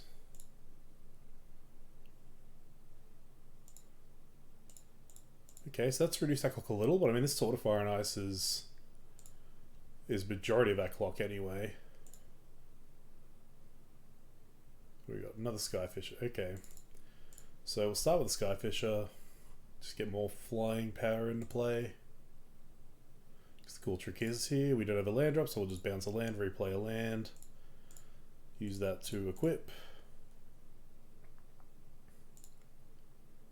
And let's see if our opponent falls for the old attack with the Stoneforge.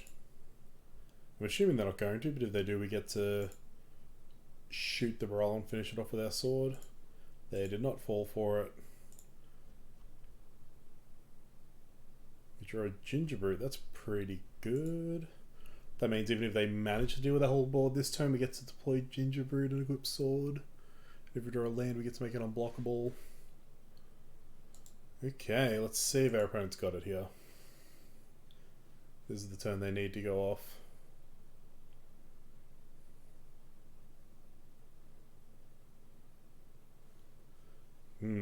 Gifts, okay. So they appear to have no shortage of mana. They've currently got 3 mana in pool, 1 land untapped. So they've still got a land drop to make. So even if we put past the vibe to the bin right now, they can cast it.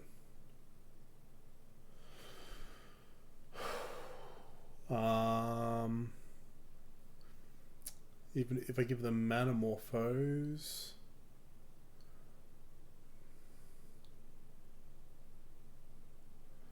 So I get to pick what goes in the graveyard. So I'm going to put Manamorphose in the graveyard because I don't want them drawing extra cards from being able to cast it and flash it back. And I might as well put Past in Flames in the graveyard because I don't think there's any...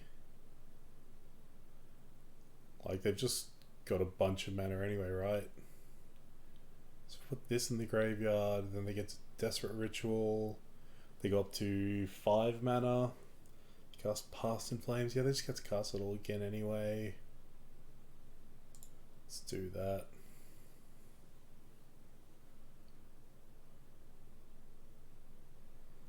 Yep, so now they flash back Past in Flames, flash back all their rituals, they get to flash back a Manamorphose. Then they get to flash back Gifts, so I think I'm dead.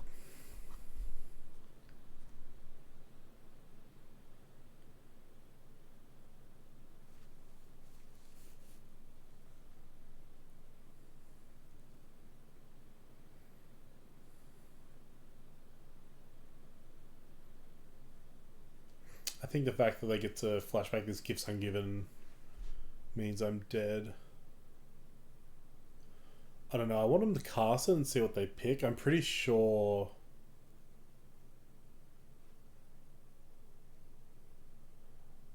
I mean, they're at Stormcast 12, I'm at 16 life. So they've got 3... 15, the Manamorphose. Yeah, so if they get like... So the Grape Shot. So I just need to cast these 4 spells and I'm dead.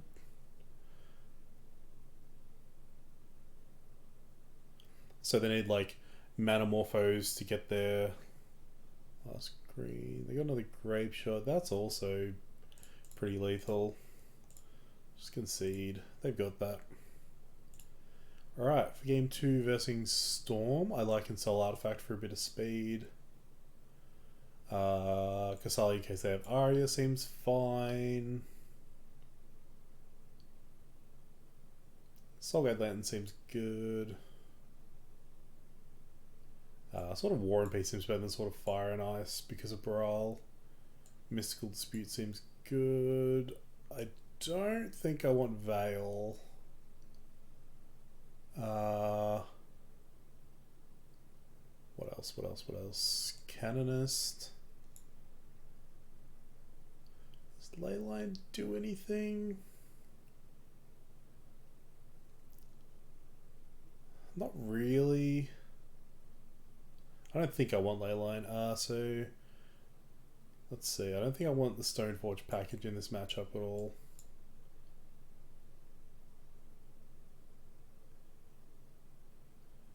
And question is, do I want another sword or any of these cards particularly bad? I don't think so. I think this is all pretty good. Yep, let's go with that. It's pretty nice to be able to cleanly cut the Stoneforge package and upgrade a sword, bring in all this stuff to fight them. See, I assume my opponents bring in like some of their blue spells that bounce stuff because they saw we had Sword of Fire and Ice, so they probably assume that bouncing my sword buys them a bit of time. So whatever's like Echoing Truth, whatever else, they're probably bringing that in. So I assume the Leyline weren't actually like buy me a turn against Grape Shot because I assume they can't bring in empty. But yeah, I assume this Leyline isn't stopping a lethal Grape Shot turn. And like, I don't think I can afford to have one less card in my opening hands. I don't think I can afford to draw it later on. I'm gonna keep mainly because of this Soulguide land, honestly, but I've also got the potential to have a real go of it with my quest. So next time I'm going to deploy both of these. The turn after, I'm probably going to try and get the Soulguide Lantern down.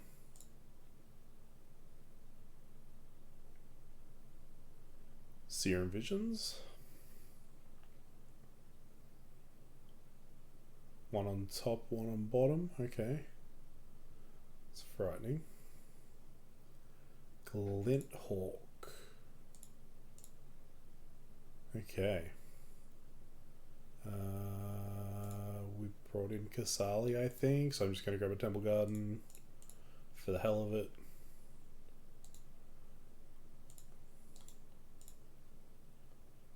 Just yield to our quest triggers.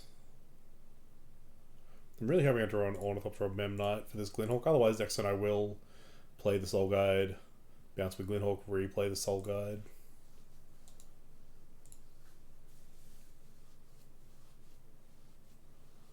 I could always bounce Clue, but I think I'd rather just like snag 2 cards out of their bin with the Soul Guide. Plus there's potential I want to draw with the Clue. I could even draw with the Clue first to see if I find an Ornithopter or Memnite. Because then that is quest going off, so I think that's probably my best line. They have the Lord here.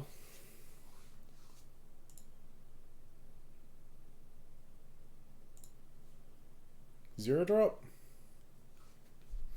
Not a zero drop. Okay, so... yeah, I think I've got to go for broke. Gingerbread, that's so close.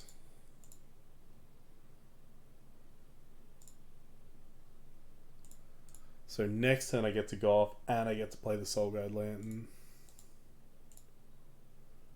So let's just hope our opponent doesn't have a turn 3 kill.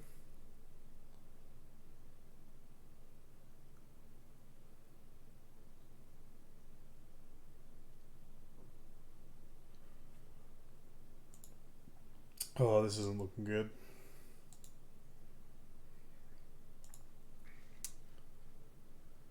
Maybe there was a reason to play...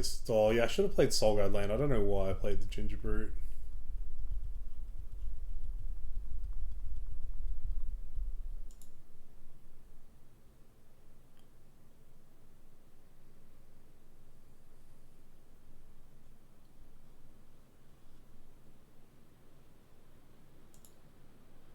They've got gifts. I mean, this is potentially a gifts pile I can interact with. And if it is, then my Soul Guide Land's going to be really good next turn.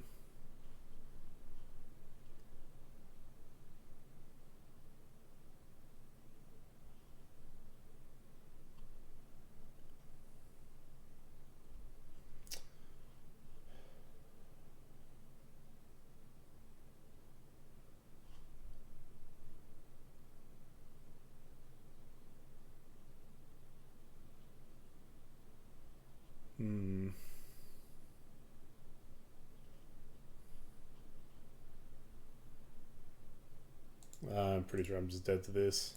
I should have played my Soul Guide Lantern.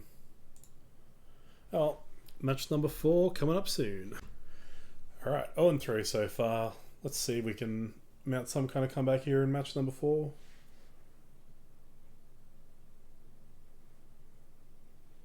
We were a bit sloppy last game. I think still potentially a little on tilt from how match number 2 went. But that's fine. We can start building it back here. That hand's a pretty easy mulligan. This hand looks good. We'll keep bottom the Batterskull, keep the quest and the creatures, and hope our opponent doesn't have hand hate. Tron, okay. And they kept their opening 7, so I need a miracle here. That's a good start. That's a very good start.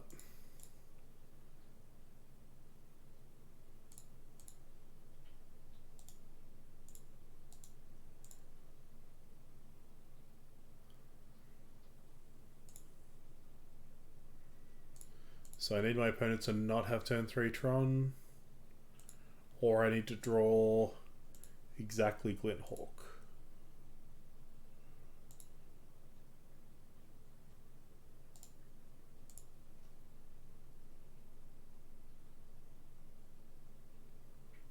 I need them to like be relying on an Ancient Stirrings hit here potentially.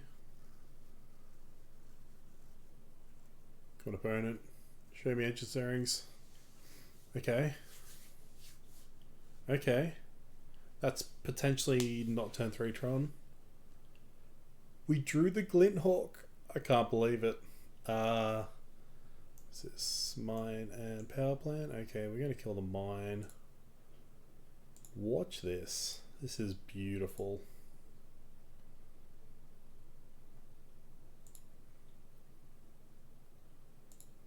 Glenhawk is creature number 3.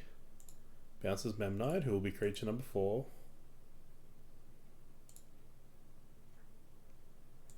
And Gingerbrute will be creature number 5.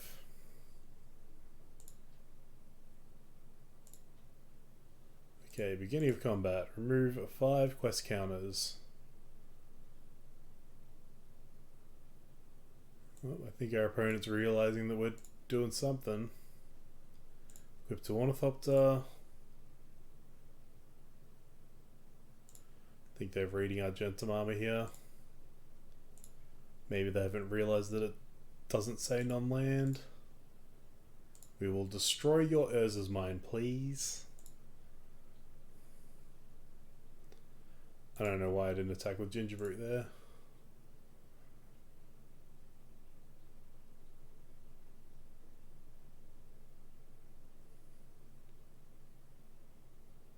Okay. They have another Urza's Mine, sure. Cracking their map to find tower.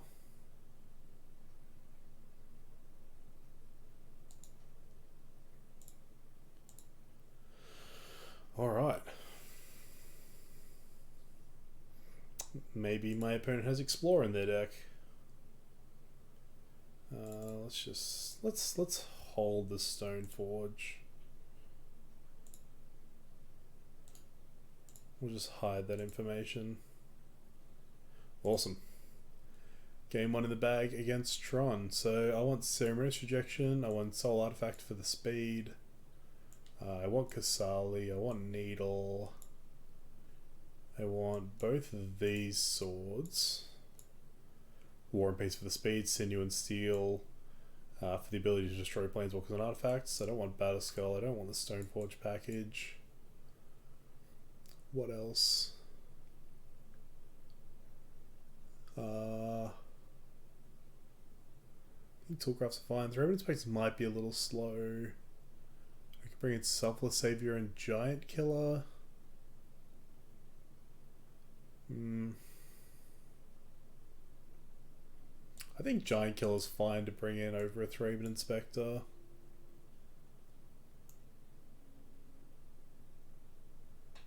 Giving someone else an Instructor doesn't really do anything.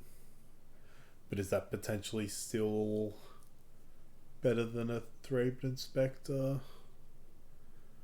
I can't think of anything they could have that Selfless Savior is good against, but I don't think Thraben Inspector's that good. It's an artifact for Toolcraft. That's the only consideration, I think. But that's fine. Yeah, let's go with this. Okay, up a game against Green Tron. This is where we want to be. They're keeping their 7. This hand's potentially really, really good, but I need a 0-drop artifact creature and I need a blue source. So I'm on the draw. I think I've got to keep because the upside of this hand is just too good.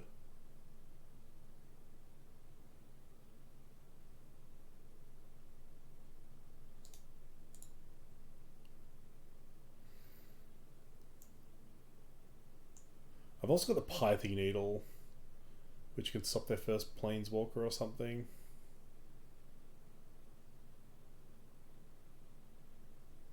Ugh, drawing a second quest isn't what we want here.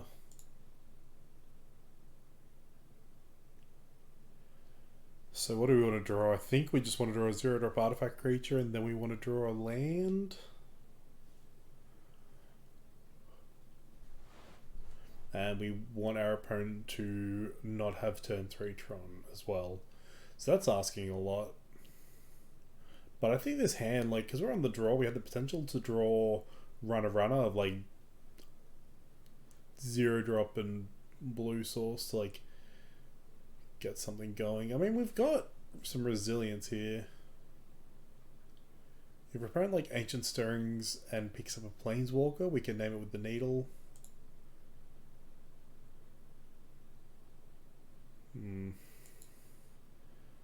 Still really, really want to draw a land here.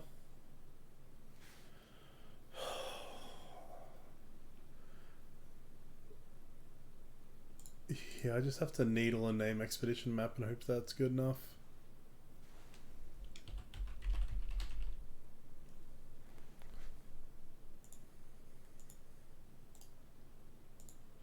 This is rough. Missing that second land drop really hurt. Like, if this was a land, I'd be so much happy because I'd get to have like a Thraben Inspector in play as well and be one step closer to getting quest off. Because when they kept 7, so I feel like they should have better than this.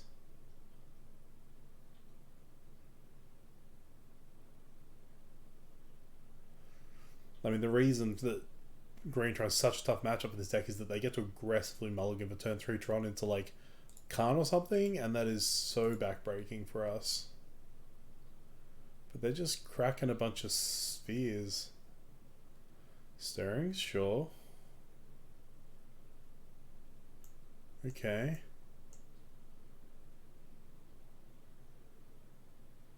Okay. We might be in with this, but I was about to say we really need to draw a land so we can start deploying multiple things, because we really need this quest to go off really soon.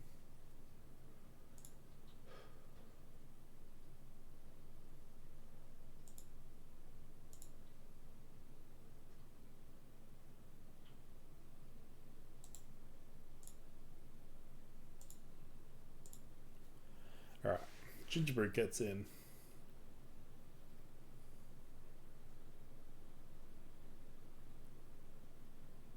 Our opponent kept 7. Like, yes, we've turned off their map, but this wasn't even a turn 1 map. They've cracked 3 spheres, played in Ancient Stirrings. They've cracked a star now. I mean, that's relatively free because they... Okay. Ancient Stirrings. If they find Urza's Mine here, we're in trouble. Yeah.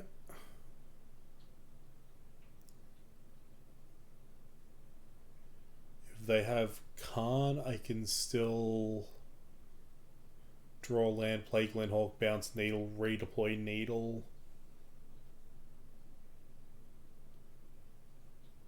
As long as they don't take my land. Okay, that's fine. Maybe they have an O-Stone. Well, this is a little Khan, yeah.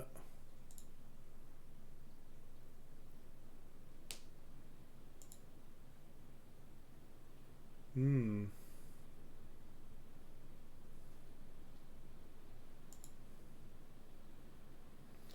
wonder what they're getting.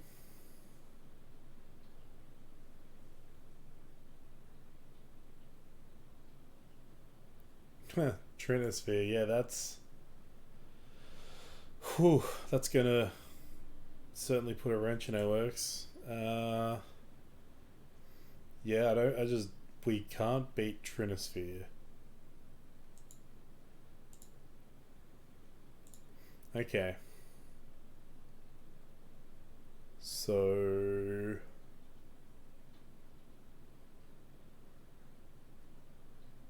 Yeah, I'm happy with the numbers. I mean, just run it back.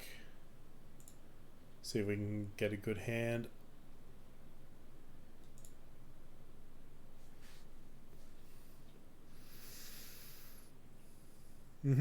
Yep. This is a good hand. This is a very good hand.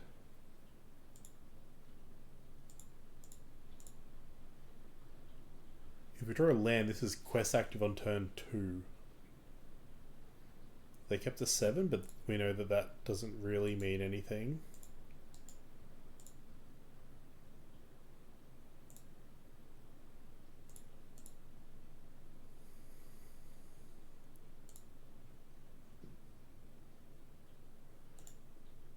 I think I like playing 2 things there. I don't know, it's kind of min-maxing, right? Like, I'm just worried about our opponent potentially having like a Nature's Claim or something. Okay. And like maybe this gives the best chance of going off without, while maybe not making our opponent Nature's Claim this quest. Land, land, land, land, land. Okay, not land.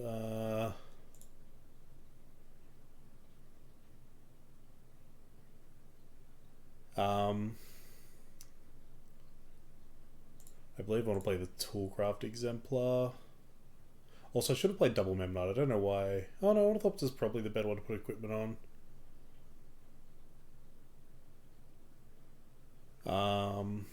I still think I want to hold this Memnite because this again makes our opponent think that we can't get quests online,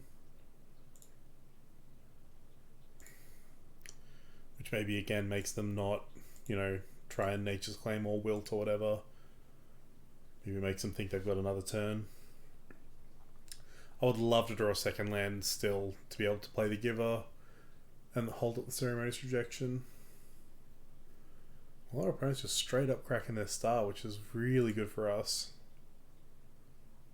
Because I assume that means they're not going to play Nature's Claim or a Wilt. Sphere. Oh, come on, crack your Sphere. Okay.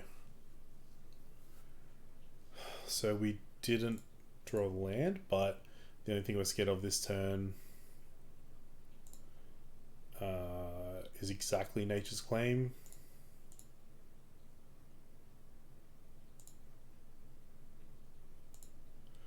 Okay, come on.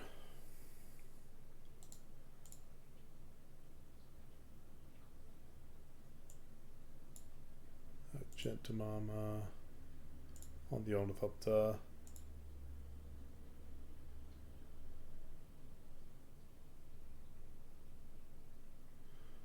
Oh, we did it. We beat Green Tron. I'm so happy. This is honestly one of the scariest matchups for this deck because, like, you know, we're trying to kind of go off on turn 3-ish, but we're committing to the board, so a Khan on turn 3 is very, very crushing for us. And Green Tron so consistently gets turn 3 Khan, but our opponent, I mean, we got to be on the play twice, which was really beneficial for us, and both of those times we had a turn 3 Gentamama.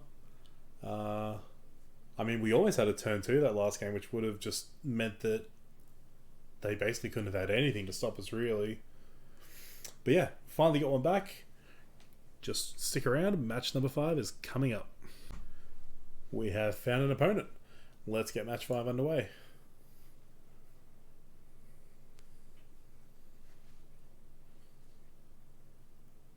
We have won the die roll. We get to play first. Yeah, this hand's pretty hot. We are versing Poe Master.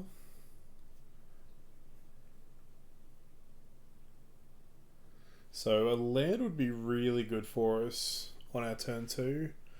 But even without it, we're still looking pretty good.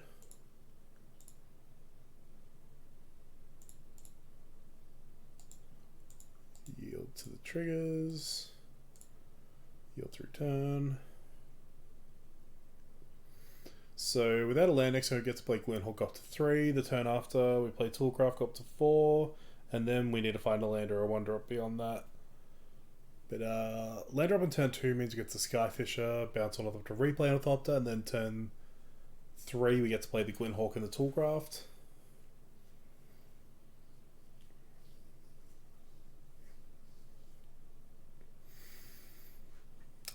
I mean, we could also, if we draw a land on turn 2, play Glenhawk, replay Ornithopter, play Toolcraft, which is actually better aggressive-wise. Oh, Tron again. Okay. So we just need to draw land before they assemble Tron. Land? I don't know what I've done to please the magic gods, but we're going to verse Tron twice in a row and have perfect game 1 hands.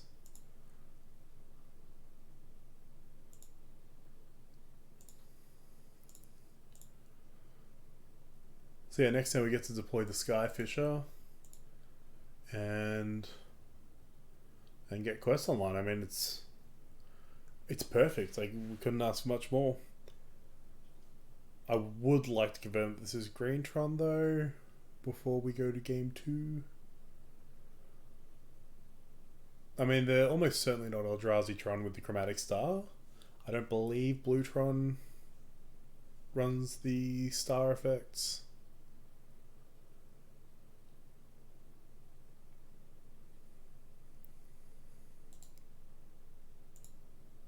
Our opponent's in the tank.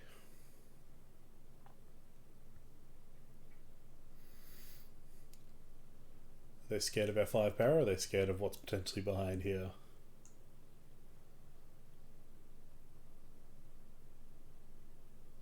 Okay.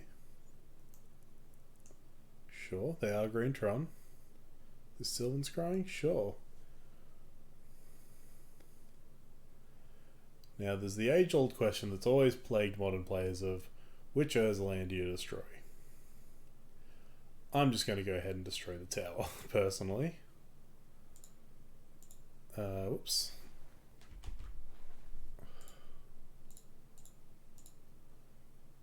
So I'm playing the Skyfisher.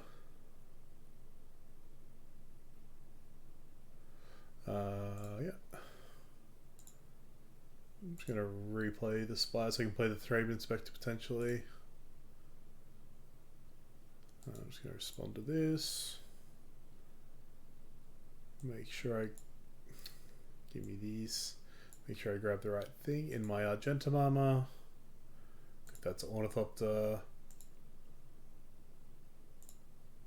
Declare attackers. These 3. And I'll destroy the tower because it's the worst one.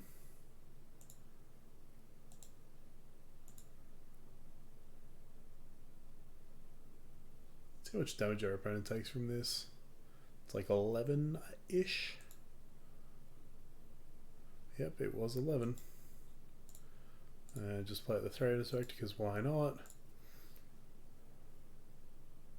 Just like, I don't know if our opponent can destroy the Argentum armor somehow, just put more power on board.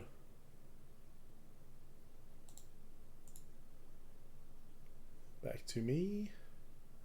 Okay.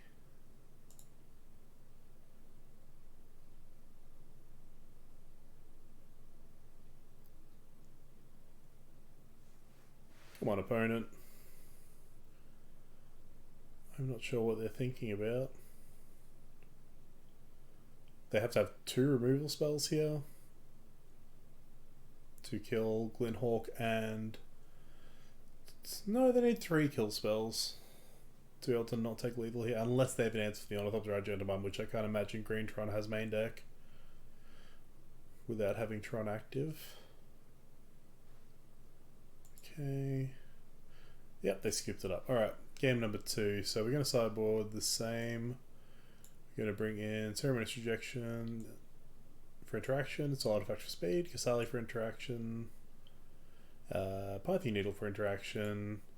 These 2 swords for interaction and speed. We are going to cut the Stoneforge package, including the Battle Skull. Cut the sword because the 2 swords we're bringing in are just better, I believe. Bring in the Giant Killer over a... What did I bring in over? A Thraben Inspector? Maybe it's just... No, they have Dismembers, so we'll cut the Thraben Inspector. Still not sure about the Selfless Savior, but... Is it just better than a Thraben Inspector? I can't really think of anything they have that I get benefited. Whereas like the artifact count for Thraben Inspector, yeah, let's leave it like this. But remember to keep our eye out for anything that Selfless Savior might be able to stop, I guess. Oathstone doesn't matter because the point of Selfless Savior in the sideboard, the reason I run it over a Selfless Spirit, is because it's 1 mana against 2, and really the only thing I care about protecting is whatever's wearing Argentum armor.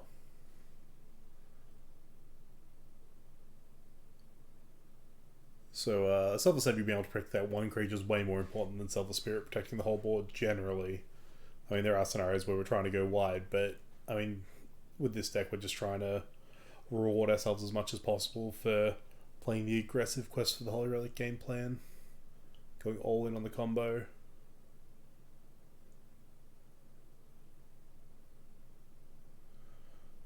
So our opponent gets to pick whether they want to play first or not, which they do. They're just not clicking it yet.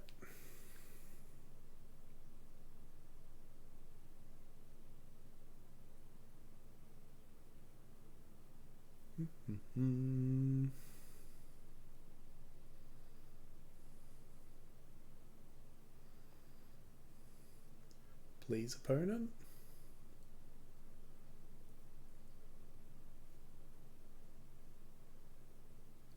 Maybe they were just that impressed by our game one. It was a very impressive hand. Drawing the land on turn 2 was kind of clutch though, to be honest. We kept the one lander. We are mulliganing this. And we are keeping this. This is really tough though. So what, we've got 1, 2, 3, 4, 5 creatures exactly. But we need to draw a 0-drop for it to go off on turn 2. So I guess we put back a Giver of Runes, because the lands are pretty important. Or maybe we put back the Thraben Inspector, because the Giver of Runes can potentially protect us from a Karn down tick on a creature. Yeah, let's do that. Again, like Thraben Inspector was so unimportant, right? Like we were considering cutting them, so we've got our artifact in Ornithopter.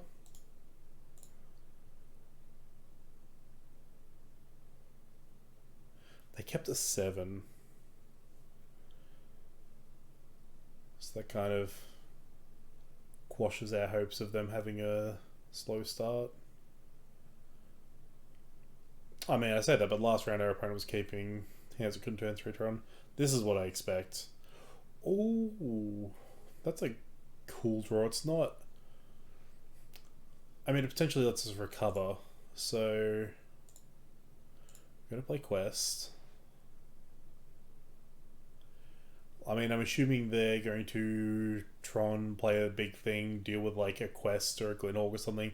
Ornithopter is the least scary thing that our opponents can see, but it's going to get the scissors. The nice thing is, as well, scissors is a one of, so even if our opponent sees it, like, I mean, they're not going to bring in any extra hate to deal with this, right? Like, they're already bringing in, like, wilts or whatever. And, like, it's not like I don't want to show them because it's not likely to show up in game 3 because it is a one of in the board.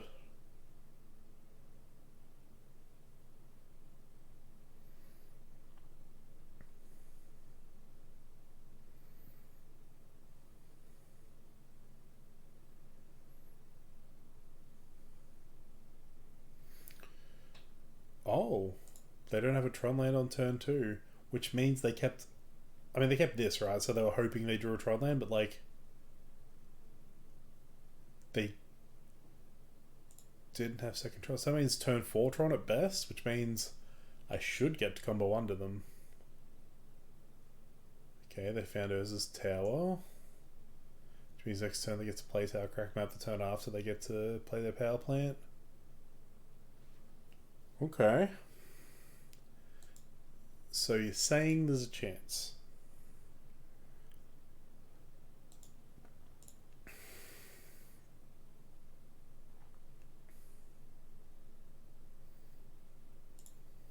I think that was the perfect draw anyway.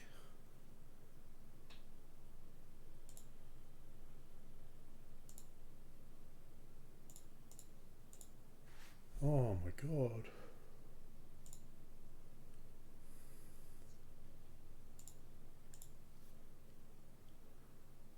Now hear me out. We're going to blow up the forest. We're going to make our opponent work for a green source if they do have a Nature's Claim or a Wilt. I think. If they... Well, no, they've only got one Tron land and play one in hand. So I think I kill this.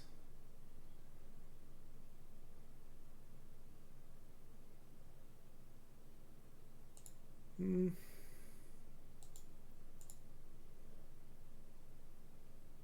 Alternatively, no, because whatever.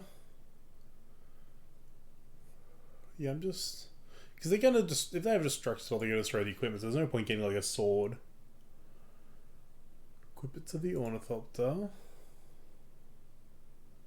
Well, because we got on Sol, actually, I think slowing them down on Tron is what we want to do because they have to deal with this Argentum armor as soon as possible.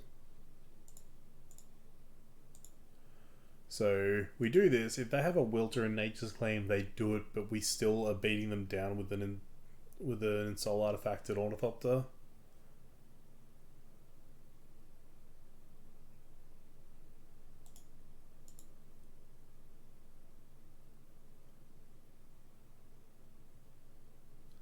So they take 6, you get a 14. Next turn is 7. Yeah, so this is perfect. So they need an answer to this Argentum armor and an answer to this Soul artifact that we're going to put on this Ornithopter. Wow. Drawing perfect against Tron feels good.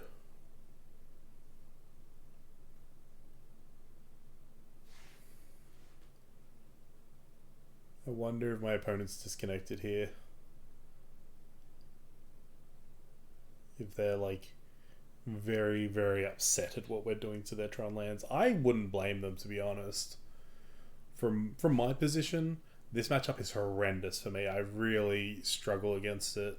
So for me, this is rewarding. This is like, finally, this matchup is winnable. Like, finally, we're doing something here. For my opponent, I'm sure this is just in here. What is this stupid deck that's blowing up my Tron lands with a 6 mana equipment?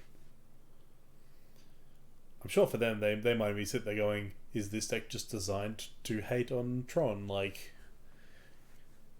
I don't know, because the way it's drawn, it certainly seems like it's an anti-Tron deck.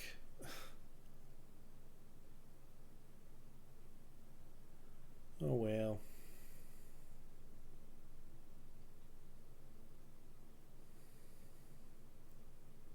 Hello, opponent.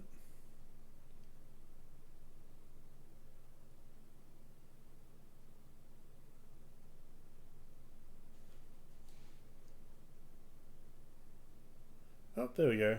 They are alive. For now. Now, opponent. Ooh. And they scooped. Alright, so we got 50 play points back for that, which is alright. I think that puts us to 75 play points now. Okay. We will do the wrap up shortly. Alright, so that's the league under wraps. That went worse and better than I expected at the same time. So, what was round 1? I can't even remember what round 1 was now. It's so long ago. It was an Uro deck, right? Was it I don't know. Never mind. Whatever round 1 was, it sucked. We lost it. Round 2 should have been a win. Round 2, our opponent ran the clock out and we lost to the clock. Because game 1 was very grindy, went very long, but I think for the most part we were always in the driver's seat, and it was... I don't think we were ever losing game 1, but our opponent played it out, and then we both ended with like a minute and a half left going into game 2. I considered scumming my opponent out and just F6ing every turn because their clock was a decent chunk lower than mine, but I decided to try and play it out. I had a very fast, powerful hand. I went for it. I spent a lot of time like doing the quest stuff, a bunch of triggers, like searching my library, whatever. And my opponent basically did next to nothing except for cast a path on my creature that was holding Argentum armor. So at that point, and they were clearly F6ing aggressively every turn, even during their own turns, you know? They didn't even play lands, cast spells, whatever. They just F6. They knew that I was going to lose to my clock, so there was no way I could do anything at that point, because at that point they'd gained like 10-20 seconds on me from me actually doing a bunch of stuff. So even if I F6 as fast as they did, like, they were always going to come out ahead. I mean, if I had an extra minute, I think I win that game too. But I mean, that's why my opponent aggressively past the turn. So not much could have been done about that. I mean, I could have played a little faster. I think a little too late through game when I realised that the clock was going to be important. I think there was even potentially an opportunity in game 2 for me to realise what my opponent was doing and beat them to it while I still had them on clock. But honestly, like, I didn't want to win that way. Like, I am of the opinion that the clock is a factor in Magic Online that you need to be aware of. But in my head, that's more so like you can't play a like deck that has no win conditions. You have to be able to present a win in time. Which, I mean, my deck does. My deck clearly has a way of winning and it has a way it's trying to win. So, but I mean, you can't be picky about that kind of stuff. The clock is a thing when you're playing on Magic Online, and I lost to it. Whatever. Like, a lot of people in my opponent's shoes would scoop. I wouldn't. I don't think I would have necessarily. But maybe that's me being wrong. I don't know. Anyway, that was some Bant control style deck. Then round number 3 was against Storm, and they had very good Storm hands. I mean, their game 1 hand wasn't actually like crazy good, but we'd kept a Stoneforge hand, so against that kind of combo style they were playing, like, I think I said at the start of the game, best case scenario, seeing them play like Steam Vents into Serum Visions. Best case scenario, they're Blue Moon. Worst case scenario, they're Storm. Turns out they were Storm, and that just meant the hand I kept was bad, because like, which is the rough thing about this deck, right, is that, like, the Stoneforge hands aren't quite good enough against those kind of decks, and it's not like Bant Stoneblade, where like they're also a control deck so they can stop Storm. Like, for us, the way we win that matchup is with our aggressive quest starts.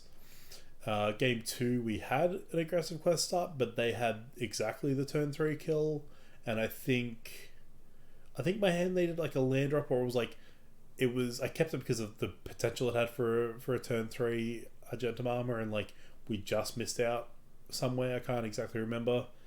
And then matches 4 and 5 were both against Greentron, and they were both wins. That is not what I expected to see. Again, Greentron is one of our worst matchups, and this list proved to be able to get there. I mean, both of my opponents had games where they kept 7 and didn't have turn 3 Tron. I think, I don't know, a good friend of mine plays Greentron a lot, and I mean, I've watched Jim Davis play Greentron. I've watched other people at my local play Greentron, and as far as I can tell, with the London Mulligan, you should be aggressively mulliganing for turn 3 Tron. The other people I've seen in my local play Greentron, when they lose, it's kind of because they have a hand that's close enough, but it just doesn't quite get there, because they didn't mulligan for turn 3 Tron, but they kept a 6 or a 7 that was like partway there. But watching Jim Davis play Tron, he's very adamant that you aggressively mull for turn 3 Tron. Like, with London Mull, you can go down to 4 and still keep a hand that's close to good enough. And my friend D, who plays it, often basically has that same mentality, and he does very well with the deck. I don't think my opponents necessarily kept the best hands. And the reason that that matchup is scary for me is because their turn 3 Tron hands are so powerful against what I'm doing. They literally just need turn 3 Tron into Khan or turn 4 Tron into Ugin. Sometimes that turn 4 is too slow. Turn 3 Tron into Wormcoil potentially is also going to do a lot against me. I mean, turn 3 Tron into Little Khan also, like for like in Searing Bridge or whatever, also potentially does a lot against me. I mean, I think they should have mulliganed a bit more aggressively, but they don't necessarily understand the matchup and how pivotal turn 3 Tron is for them in it, so I'm not going to fault my opponents on that. Veil of Summer looked good. It came up once. Kasali never came up, but like I think a lot of my games I was actually missing on mana, so it probably would have been bad. And Soul Artifacts looked like it could have potentially been what I needed in a game against Tron, but it turns out it wasn't. But I drew the nuts that game, so that's kind of whatever. Rejection never came up. There was a game where I wanted to hold it up and I never drew a land, so I just had to not hold it up, and that was fine. Dispute never came up. Needle I played against Tron one game and just didn't matter. But I still think I like the slot. I think I like, some sort of second slot against Tron. I don't know. Soulguide Land looked really good. I actually should have won... Not won, but I should have had a better chance game 2 against Storm if I had actually played this out instead of a Ginger Brute. I kind of didn't even think... I had this game plan mapped out in my head and I just completely whiffed that this could stop them for a turn potentially. And I mean, the turn after I was going to get Argentum Armor off, so that was probably a mistake on my part. Both of these, I mean, the matchups they come in, like against Tron, I got to just get Argentum Armor anyway. I think it's more so like if I draw Argentum Armor, I like having this in my deck. If I can somehow... they can assemble Tron, play a Khan, play like an O-Stone or whatever, be able to get this and just punish them is cool in the Tron matchup. But also, like, again, I want it for the Jund and control style matchups. Jund Killer never came up, Self Savior never came up. Fortunately, I never actually brought it in. Priest and Canonist I don't think ever came up. I did bring this in against Storm and never saw it. These are things that like I wouldn't mind a second copy of, because when they're good, they're really good. As for the main deck, I didn't get punished by Spire of Industries this week. Awesome. But also, like, I never needed them for a green or blue source ever.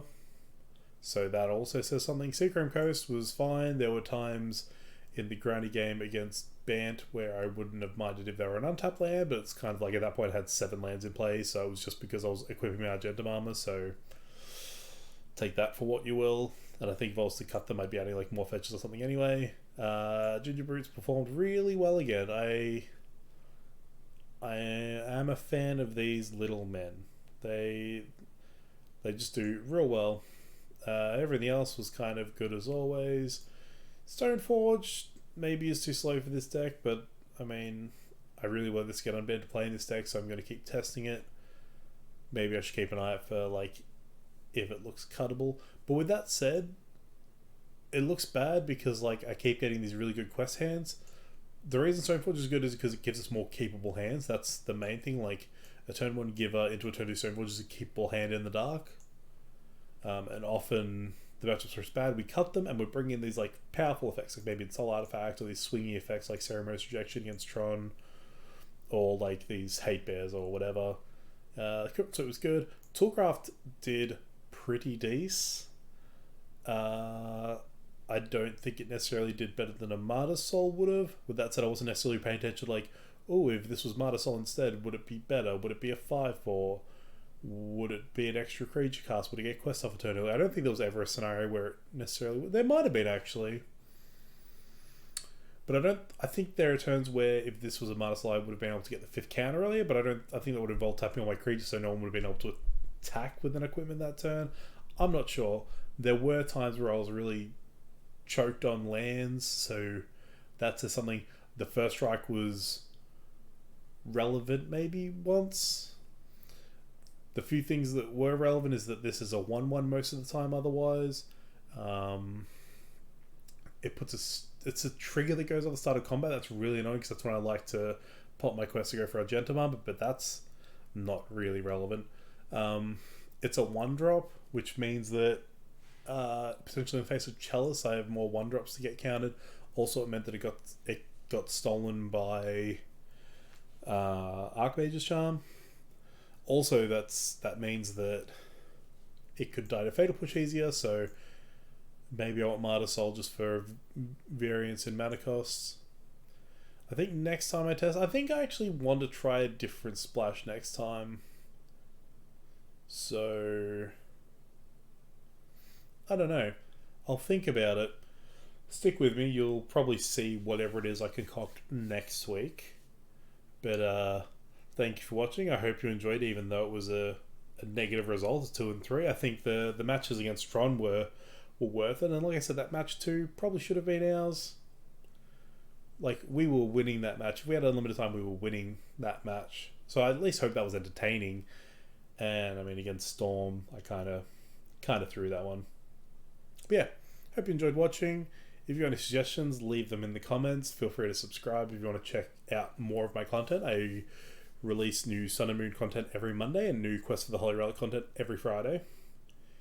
And yeah, thank you for watching, and see you guys later. Bye-zy.